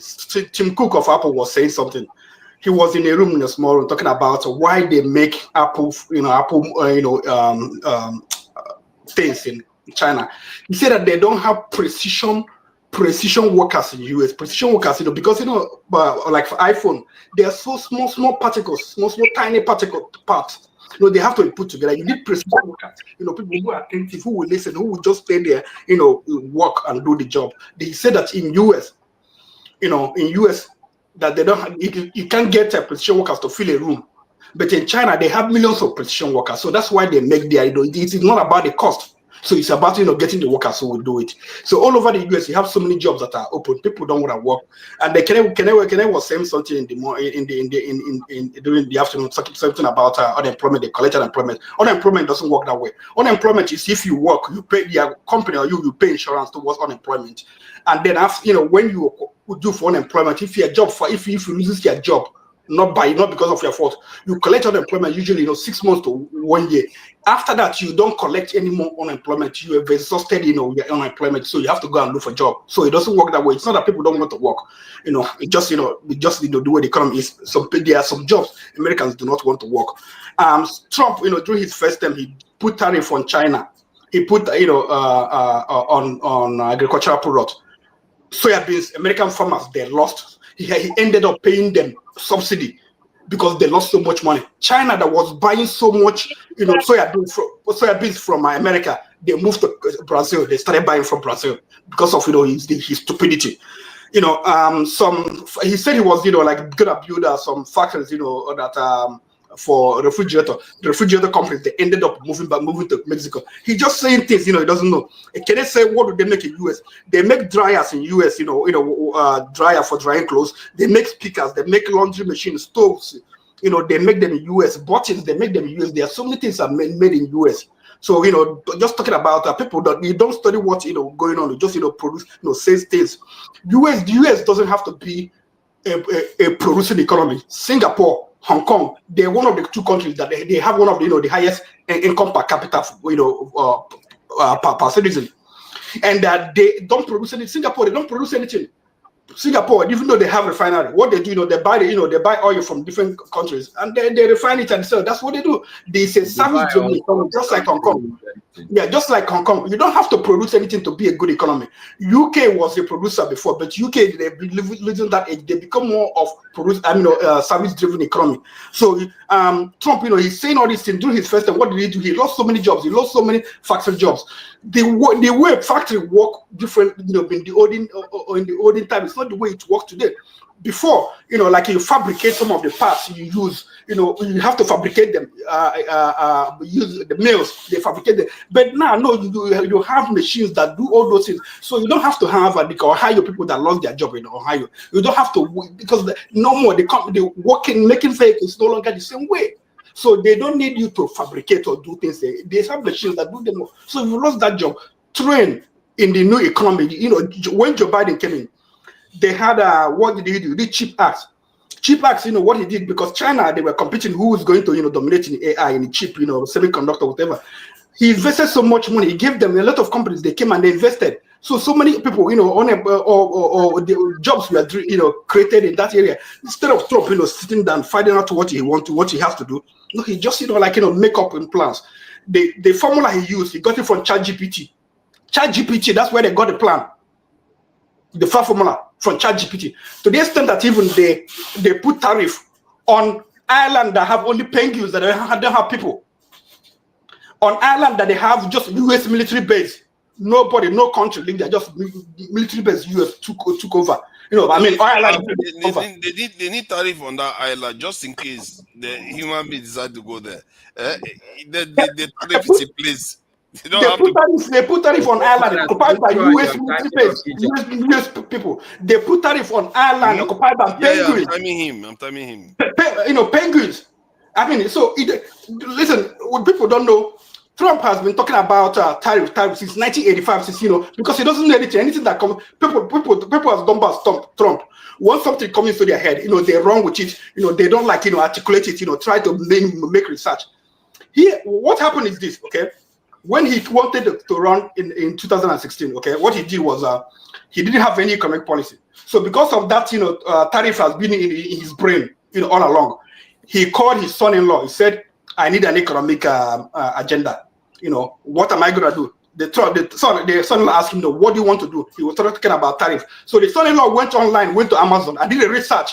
I did check books, and he found a book, Death by China, written by Peter Navarro, about tariff. So he called Peter Navarro. Oh, Trump wanted to be economic advisor. That's why Peter Navarro came. So Peter Navarro came, started telling Trump about tariff, how the work they're gonna do it. So they asked him to bring papers to support his argument. He brought his books, and then he brought articles written by Ron Vara. Ron Vara. Who is Ron Vara? Who's Ron Vara? It's Saint Peter Navarro, his last name, anagram of his last name. He wrote the papers, under his, anagram of his last name, Ron Vara. And he presented them that, that's, that all the fact papers written by someone. So that's how Trump, started with, this idea, Peter Navarro is the one who's feeding him with all these ideas about tariff. No articulation, no plan. Economic policy is not driven by government. Economic policy is driven by businessmen They have to sit down with government and say, what is the agenda? But hold on, Okija. I think your time definitely is up. So I will open it up for general conversation. Yeah, Papa. Let me respond. Let me respond. Please. And everybody try to be reasonable, like you are talking to somebody face to face. Yeah, my brother here mentioned my name, so let me respond there. Papadas, on the comment section, they are calling on two Nigeria to come and take over from you. I don't know why they are saying that anyway. But this is it. Since Trump assumed office barely 2 months ago, electronic giants, which is Samsung and LG, are considering moving their plant that is currently located in Mexico back to US. And I want us to fact check me. Hyundai Motors is planning also to localize its production in the US. Then we have Nissan. Nissan is in a serious talk with the White House right now to moving their production from Mexico back to US. And then we have Honda. Honda is expected actually to produce his next generation Civic hybrid model in Indiana, United States. If the economy is not thriving, if Trump is not doing better to encourage domestic production, these companies wouldn't be talking about moving back to United States. Again, coming to tariff, right? Apple, even within this talk of tariff, Apple has made an historic $500 billion investment currently. No, And they have also, not made. They said they would make. They will say they would make. All these things are promises. Hold on. They can't make empty promises like that because they didn't to him in the first one. step. Many companies get promises in the first step. Hold on. Yeah, let me finish. When you were talking, nobody interjected. Nobody. Yeah, but this is not a long session. I will say we should be allowing people talking. Now you want to go for long. And again, recently, Trump announced $500 billion private investment in artificial intelligence.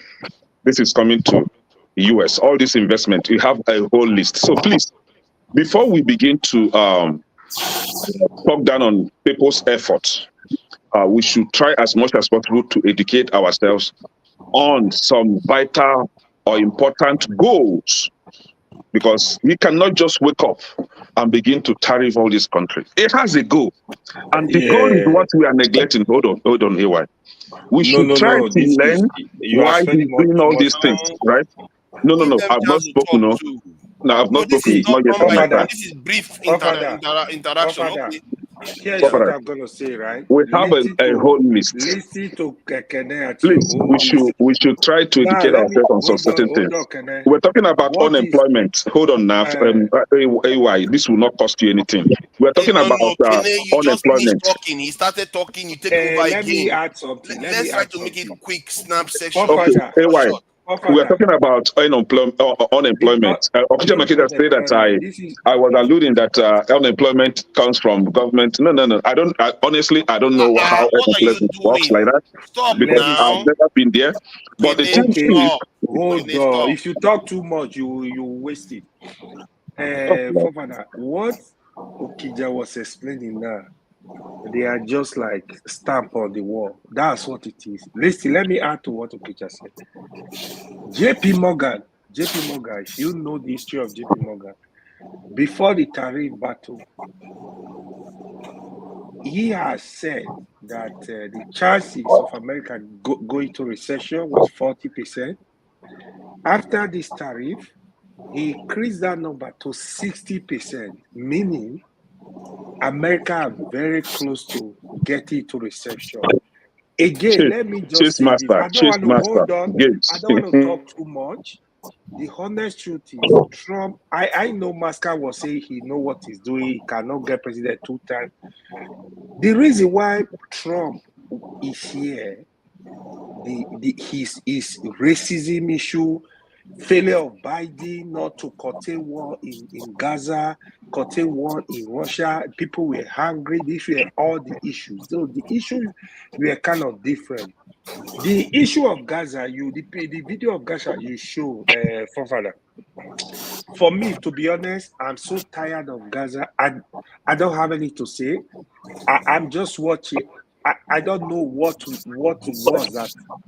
the Israel can do apart from maybe they go to burial ground, remove all the dead body and kill them again. I don't know what they can do. But for me, I don't want to even go into that issue because of my mental health. But I think the humanity in the world is gone.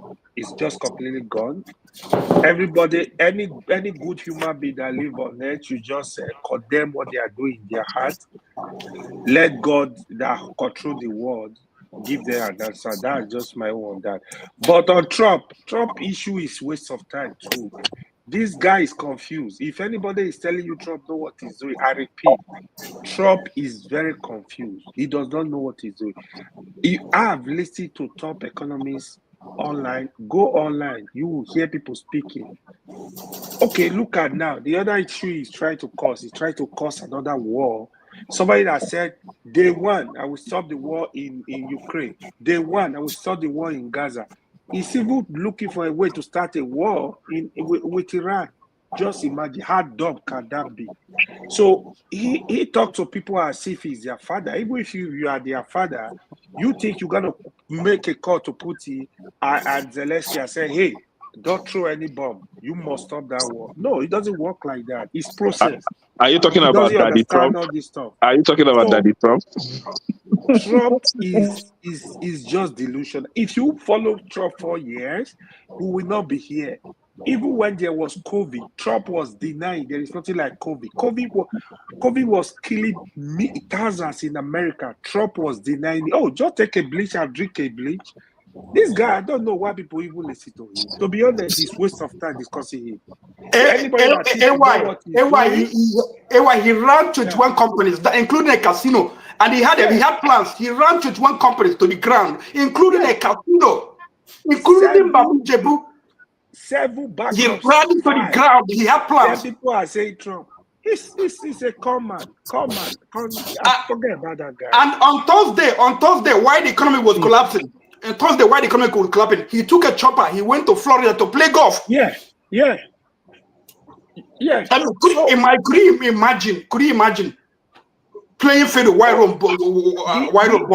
People are Kenyan that support Trump. They just say stuff, so you hear that he's doing something. Kenyan know in his mind Trump is a failure. Let me ask Kenyan a question. No, sorry, I've been listening to you guys all day, and Master and Bubunreo. Can I please speak? Want to ask me a question? Let me just say. I wanted to ask Kenyan a question, please. If all of this, Master, could you please let me speak? I've been listening to you guys all day. No, I've actually requested that I ask Kenyan a question before you join. If all of this was happening under Obama, what would your reaction be? If all what? All of this nonsense that Trump is doing, all this rubbish chaos is causing all over the world. Which one? Be specific. Let me know. The tariffs, okay, crushing the economy, giving all these 2,000 more bombs to Israel, trying to start a war with Iran. All of this. He's wrecked everything. Okay, you can argue one day it could get better, but if this was all happening under Obama, what would your reaction be? Like Obama, if Trump had woken up one day, invade one African country, and slain the leader, Libya, I will speak against Trump. I will say, no, this is not acceptable. This was what Obama did. If Trump would have woken up one day without giving Africa any help at all, but to send his Secretary of State to go canvass all over Africa for gay rights to be imposed in Africa, I will speak against that. So I see these are the things that Obama did that Trump will not do, and he has not done. So I will speak against evil if I see one. Okay, but talking about the tariff, talking about the tariff, I see nothing wrong with the tariff. Like I just illustrated here a few minutes ago, there is a process for healing. This is what America is in right now.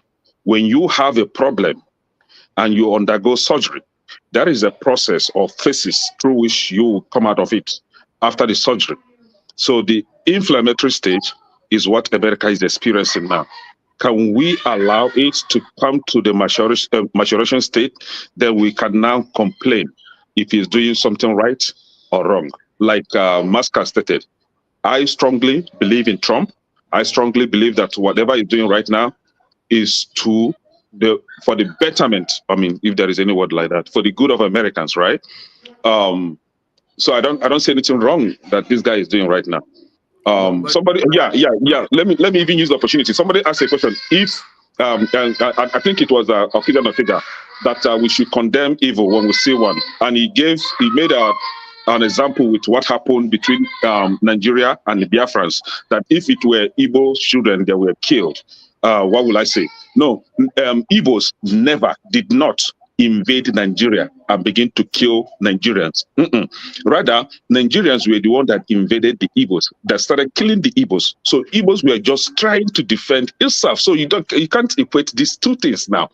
On the other hand, you have a country that invaded one and then killed its citizens, and the country is retaliating now, and we're now shouting, trying to carve out some emotional stuff. No, I don't fall for that. Yeah, but you have to start from number one. Don't start from the way don't Nigeria from number two, Nigeria, don't start there. Start from the beginning.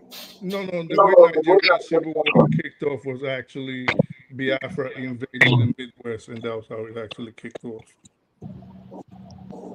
All right. Can I ask a question, I beg, gentlemen? Go ahead, Master. Go ahead. Forefather is on leave. Okay. All right. So it's like 3 questions, but they all point to the same place. The first one, I would want to start from asking you were talking about Trump having economic eggheads around him. Do you have an idea who these people are? Who is the head of Trump's economic team? Do you have any idea about this person, or you are just assuming?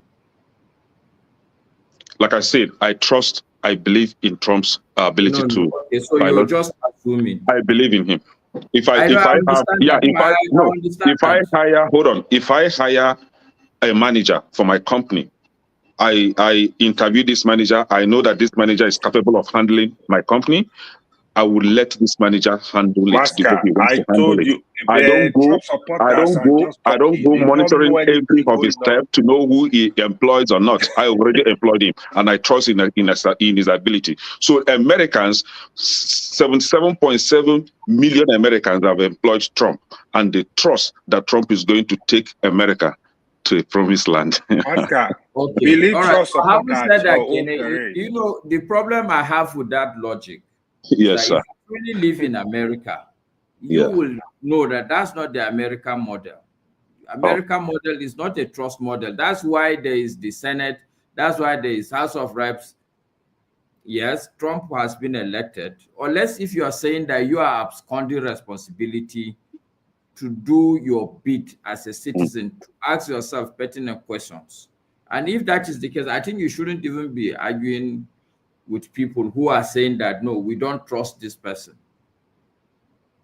So, Maska, who among the Trump's economic team that you think is not competent enough to handle? No, it's not me. Like I said, if you listen to me, I don't have time.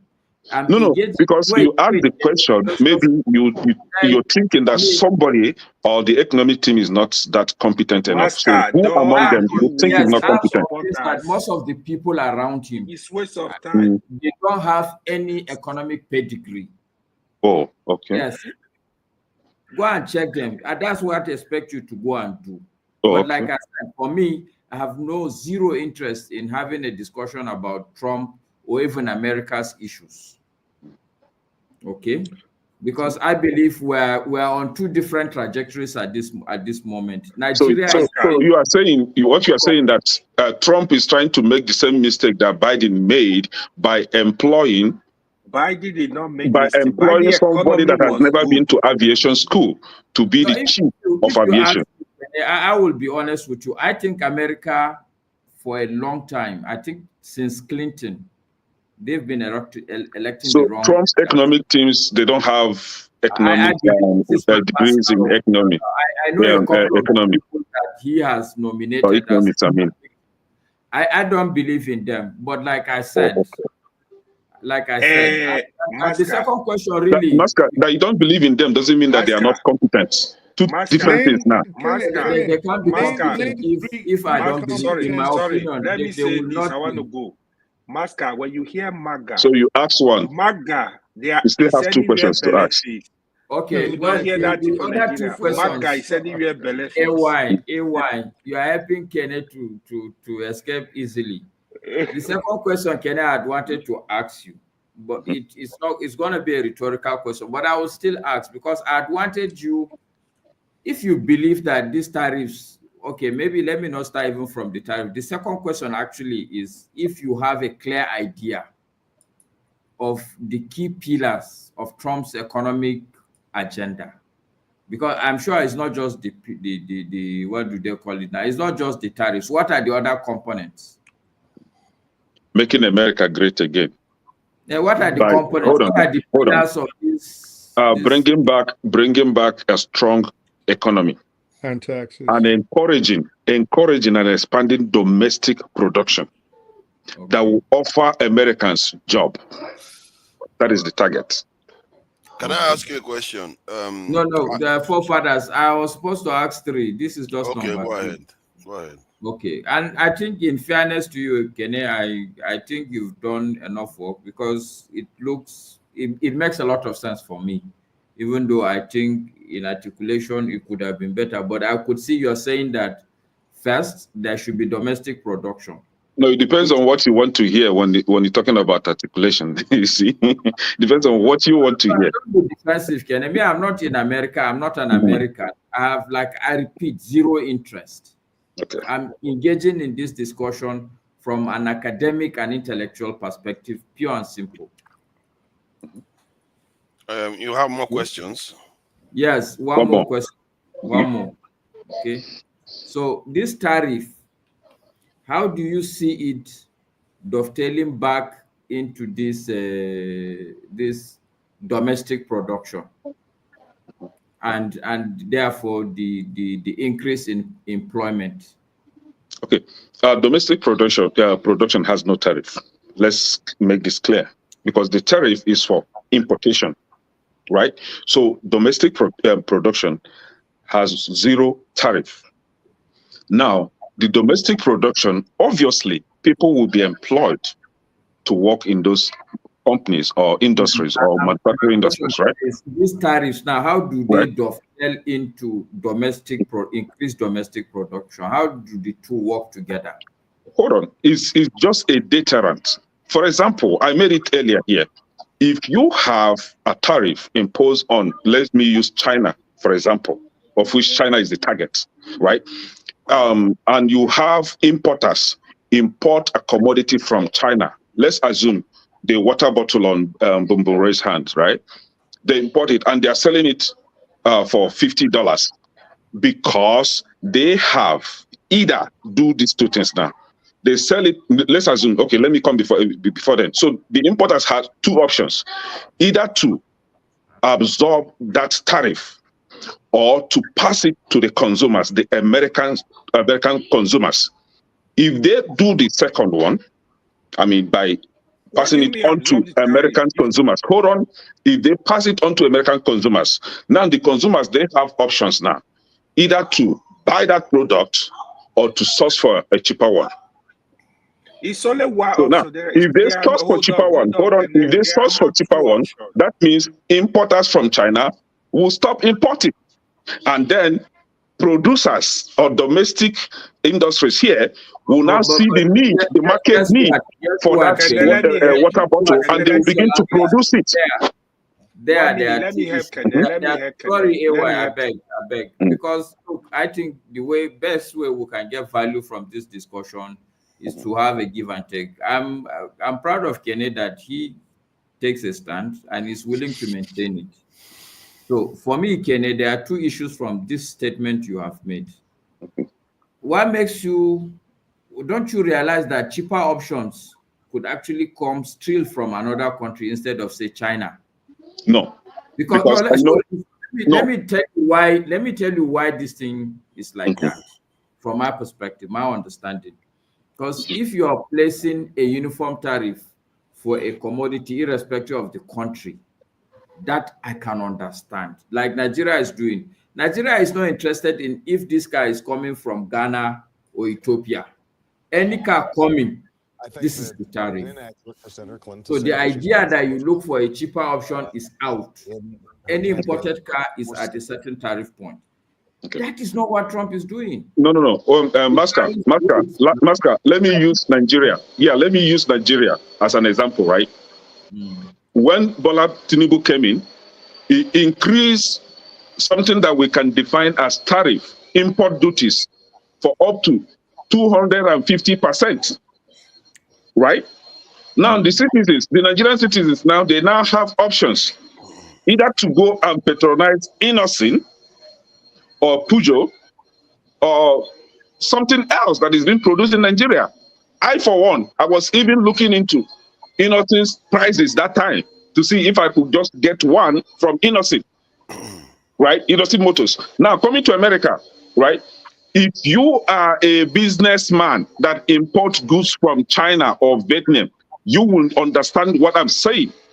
For example, if I am to buy these glasses, let's say these glasses, at the rate of $20, and it is to be imported from China, right? $20. Then I have another option, locally manufactured one. Hold on, that is sold for $25, right? You see the time that I'm going to wait for up to a week or two for have these things from China. I will just add the $5 and buy it here, that I will have it the next day delivery. I will just get it next day delivery. Let me ask some question. I don't know what question you're asking. When is your question going to end? It's not based on goods. It's based on countries. Why is that? Pardon me, I can't hear you. You heard me. Maybe you didn't like. No, that is not going on here. I didn't hear you. Okay, I'm saying that, but the tariff is not based. It's not good specific. It's based on countries. Yes. You See, China, like, 30%, UK, 10%, Canada, 2%. See, that is even why you should know that Trump knows what he's doing. The economic team know what they are doing. And a country is a target. If you understand what Trump is doing, you will know that Trump wants to break somebody to fix this country. Okay, that is it. He wants to break a country to fix America. And I see nothing wrong. If it is to fix America, I see nothing wrong with that. The only thing that I will call out is if Trump go invade another country to steal their resources or to destroy the country, then I will be against him. But if what he's doing is to revamp the economy of this country, to make America great again, Trump has my 100% support. I don't care what anybody is saying. You can insult me from now to tomorrow. I don't care. That you are just a MAGA. That's it. Oh, yeah. No, not just a MAGA. A MAGA with full understanding of the mission and the goal. You understand? Now, let me ask Kenny. So, what Trump is doing now is to put up the walls so that the local market can develop better. Exactly. So, which is logical behavior, and it's also looking to devalue their currency. There's a plan that they are looking to use to devalue their currency. But generally, when nations want to start manufacturing, it's not something that happens overnight. That's if they want to start, high gear manufacturing, it takes a while to get in place. What do you mean manufacturing? Fafana, let me ask you a question.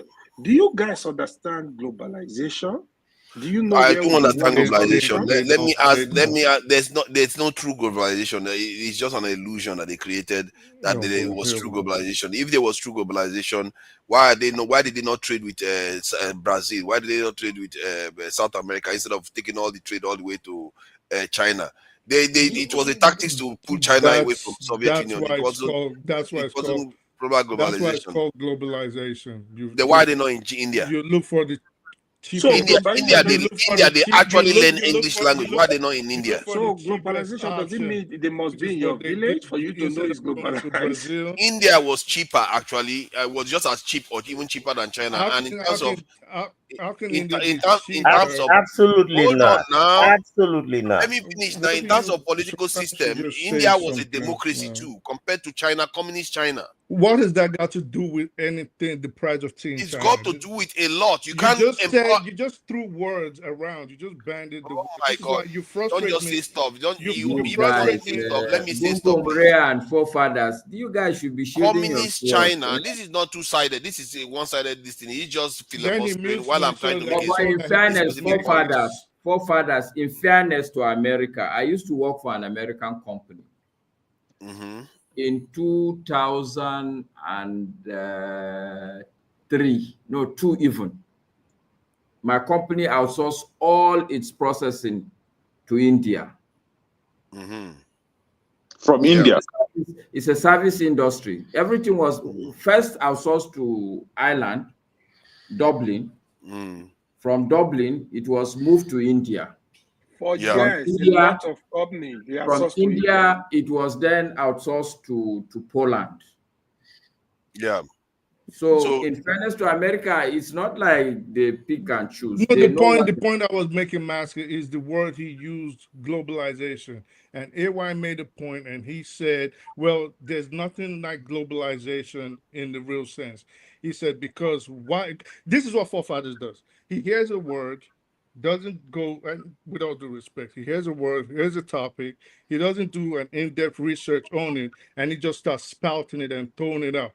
How can you say America not giving a certain kind of business to China, to India instead of China is not globalization? Globalization just means all the countries trading together. So America, why didn't they give it to Brazil? Well, you can as well say, why didn't America give the production of Embraer planes to Nigeria instead of Brazil? So is it going to benefit us in terms of cost, in terms of production, in terms of consumption when it gets here? This in terms of the expertise of the people producing those products. All these things come into play. The political effects of making, for example, taking planes from Italy or South Korea as opposed to making them with Russia.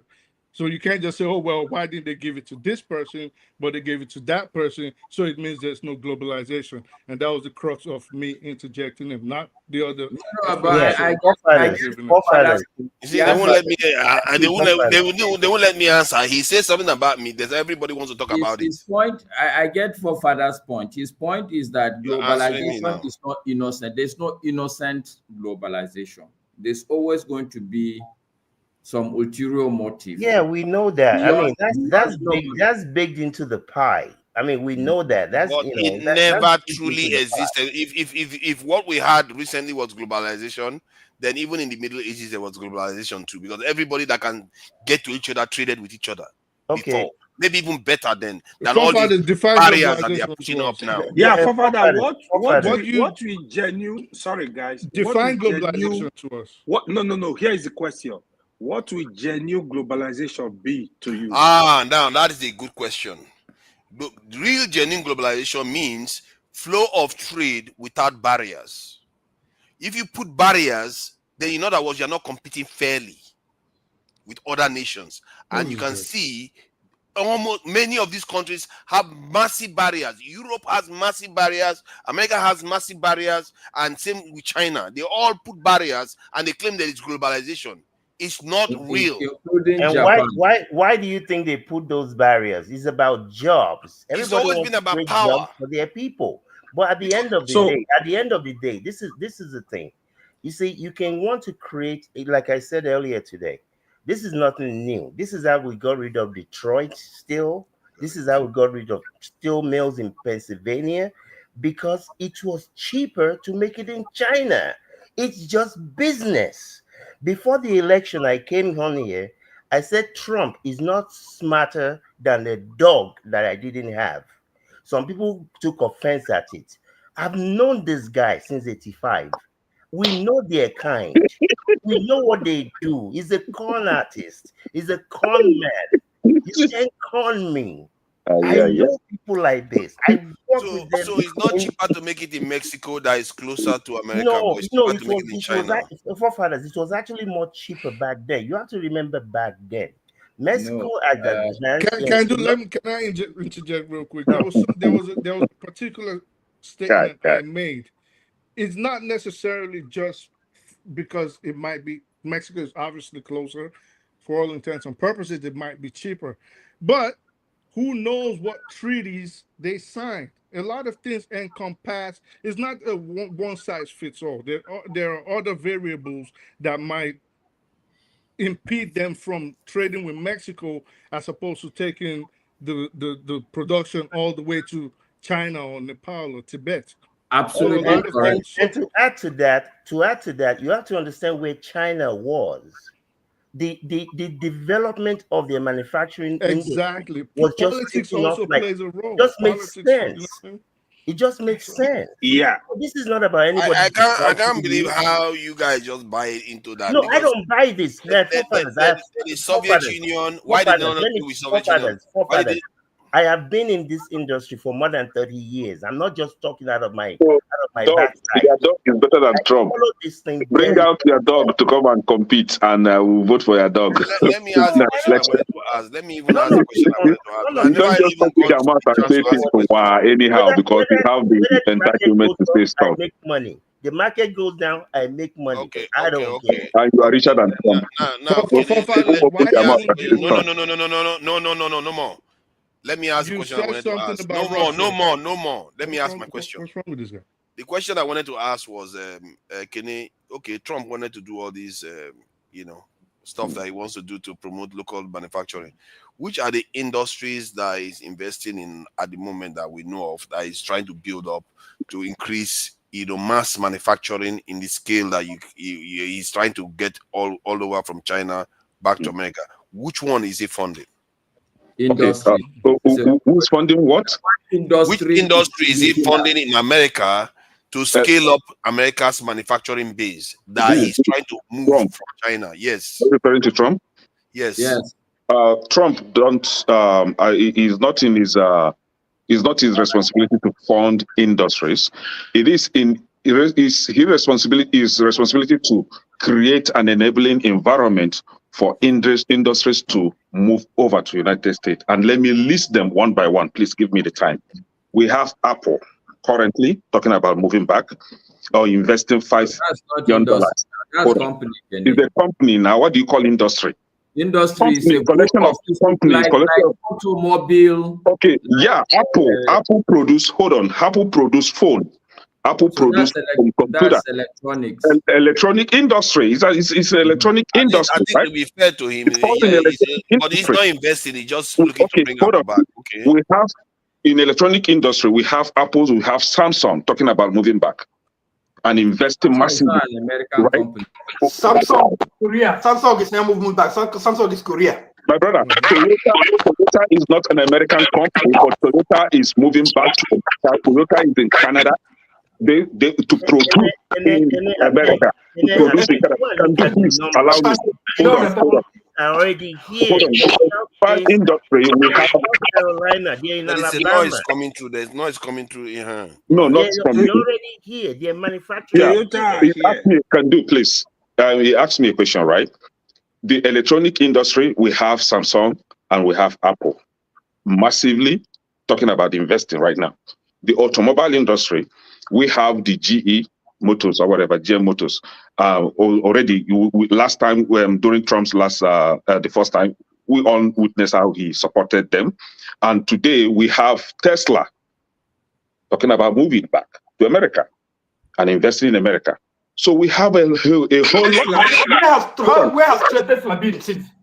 I don't understand. Tesla moving back. I don't understand. When it comes to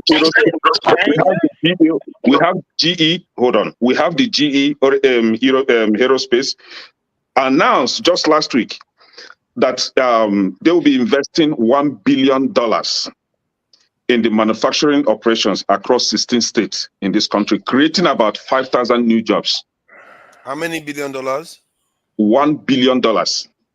that will create about I thought you would have 5,000 jobs. mentioned the $300 billion they are looking to invest in AI, but I guess that one doesn't employ a lot of people. That said, let me ask you more detailed question about what you are talking about. You are saying it's going to bring Tesla, Apple manufacturing back. Have you looked at the total number of employees those people have? Is that anything near the scale of employment that they need to create in America to be able to fix this? And then not to mention the cost in terms of profit. How is it going to be profitable for Apple to have that kind of manufacturing done in America? Because for Apple to be profitable, they will need support from the government. Let me tell you what is going on, right? You see most of these companies. Sorry, one at a time. Sorry, let's hear from Maska. Maska will say something. Okay, Maska, go ahead. That you, after forefather, on top of forefathers' question, the industries you mentioned, you need to note also that if you take Tesla, for instance, there's no car manufacturer today that you go and see people manually moving parts. It's all robots. So there won't be any job. But if somebody built the robot, somebody maintains the robots, right? It's human beings. See, when you have a comprehensive, you see those 5,000 new jobs. Why do you not want 5,000 new jobs? Give it about job to one person.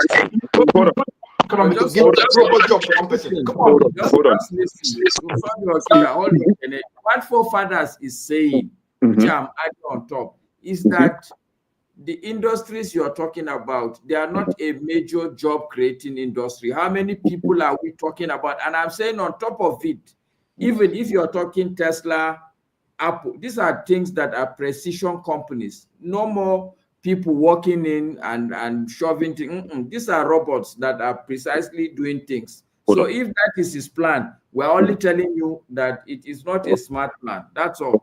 Okay, hold on. So we have 1,500 new jobs, 5,000 new jobs, 20,000 new jobs, 10,000 new jobs. Have a comprehensive list of these jobs and tell me what you have as a for that 20,000. Where is the 20,000 coming? See, I cannot do your own due diligence for you.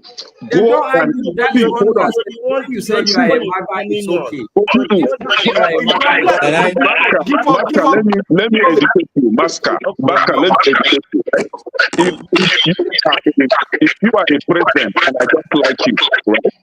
And the opposition are part of are saying things against you. It's a responsibility to quote you and hear from you. So what I do is I read what Trump is saying, I follow what Trump is doing, I also follow what critics are saying to know if what they are saying is true or not.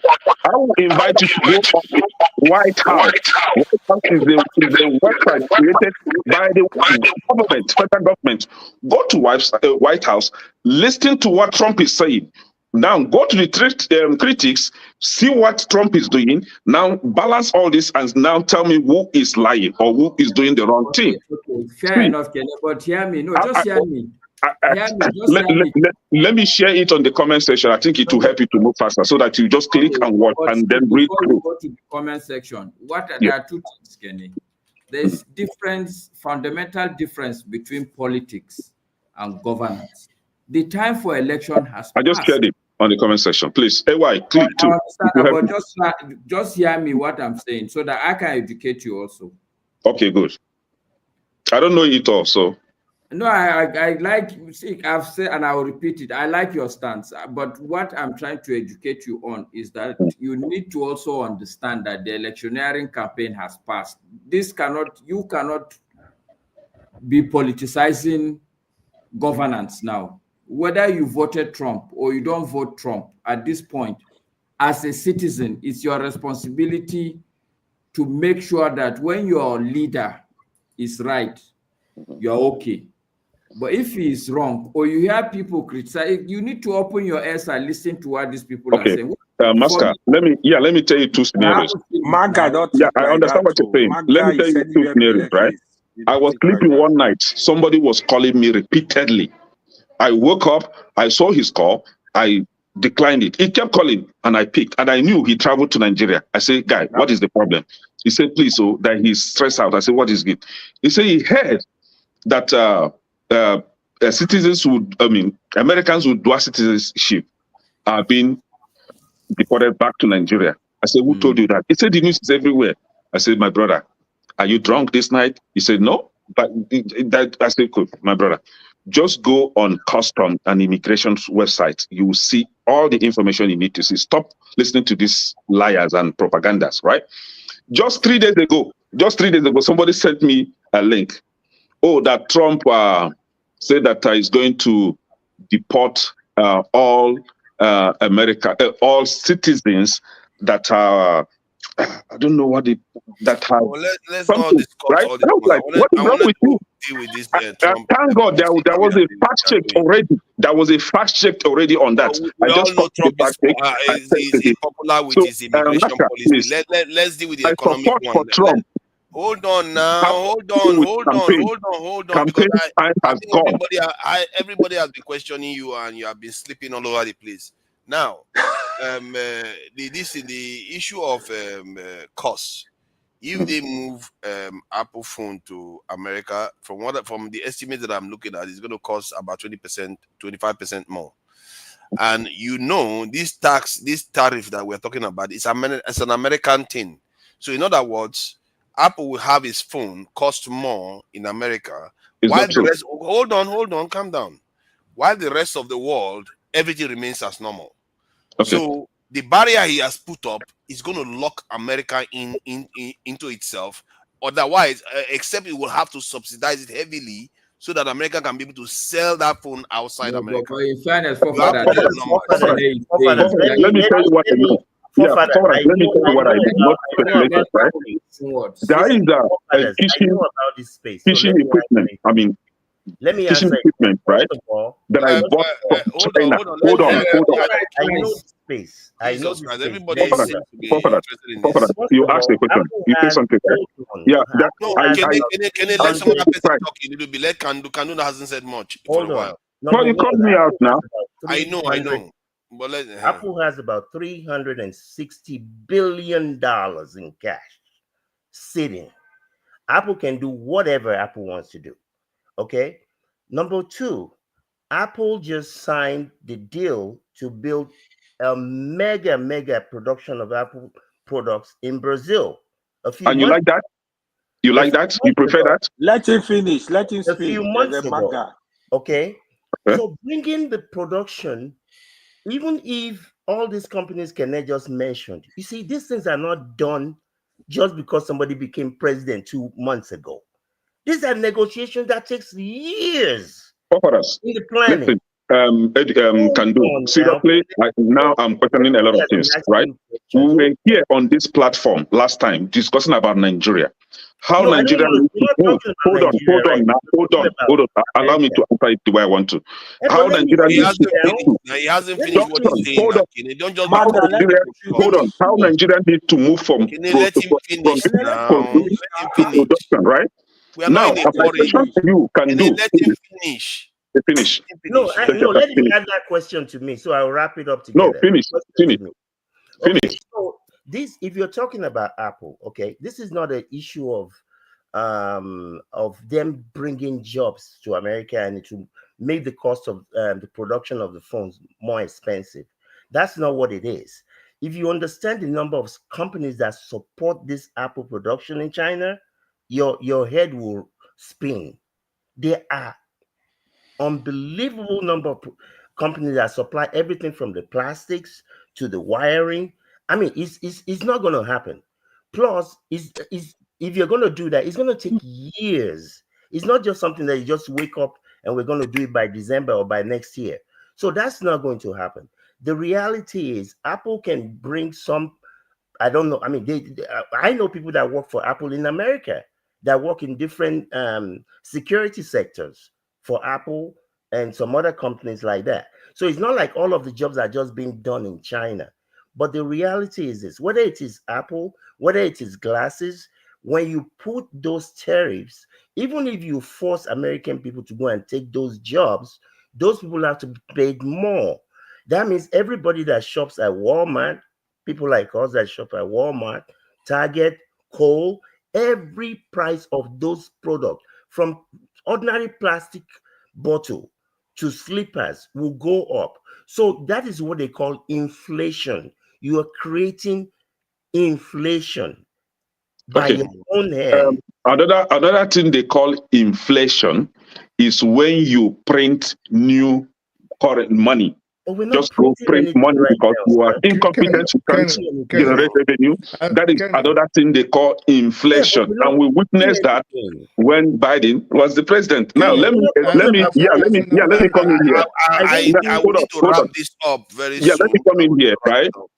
Can do what you just analyzed is not true. That does not make sense at all. Hold on. I allowed you to talk. No interjection, please. Let me talk my nonsense, right? So we have greedy importers, greedy manufacturers. I've illustrated this several times on this platform. You see that phone that you are using called Samsung. If you have anybody in China, and I'm talking because I have people in China doing business, right? So if you have anybody in China, ask him, how much is that phone sold in China? If you convert the rate to American dollar, it will not be up to $100. No, sir, that is not true. iPhone. Hold on. That is not iPhone will be true. I'm $100. telling Are you you. serious? Hold on. That's a fake Let me one. tell you what Can let I me want to tell ask you him a what question? Is he talking about clone phone? Is he talking about clone It's Samsung still a phone? different Real- version of the same Hold on. thing. I don't have the time for phone. It's not Hold the on. same phone. Hold on. Yeah, let me finish. Yeah, let me finish. Now, Yeah, when I need to end it very soon, man. somebody should quote, please.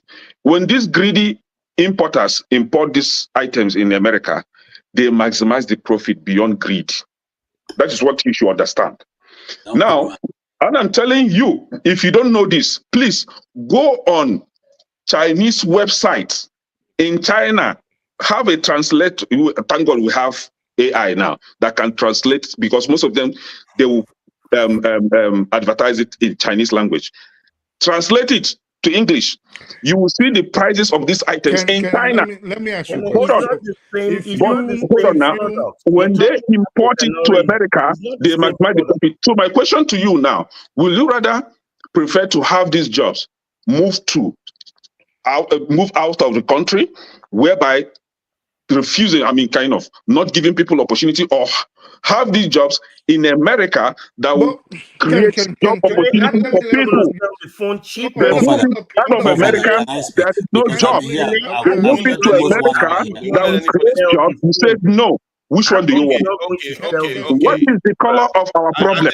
I think we've had enough for one Which one offers session. jobs opportunity? Is he moving it out or bringing Calm it back in? down. Don't worry. We are. It's a common sense thing. And no matter, Kenny, no matter what you are going to say now, nothing is going to save Trump for the midterm election. So now let me bring KJ in. Talking about tough time. I don't know what you're talking I about. want to ask a question. He's talking about tough time. Let's bring KJ in, then we'll wrap up from there. Then if you guys want to have a bit of a can I just put in a small word? I want you to understand that there's a lot of stories out there that in the media that are not correct. But I'm not going to waste my time to try and give you to go and check it. If you want to help yourself, you could go and check it. Now, there's also what you call, you see, Trump is fighting a lot of sides. And there are very few analyses that are out there that are correct. I'm not saying that everybody's going to say, oh, this man is doing a great job.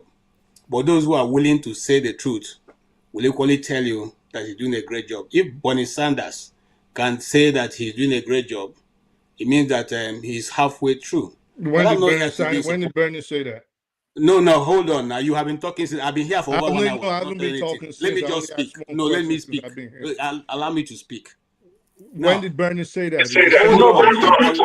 Because you have to lie. You have to tell us. You don't have to tell us lie because you have to speak.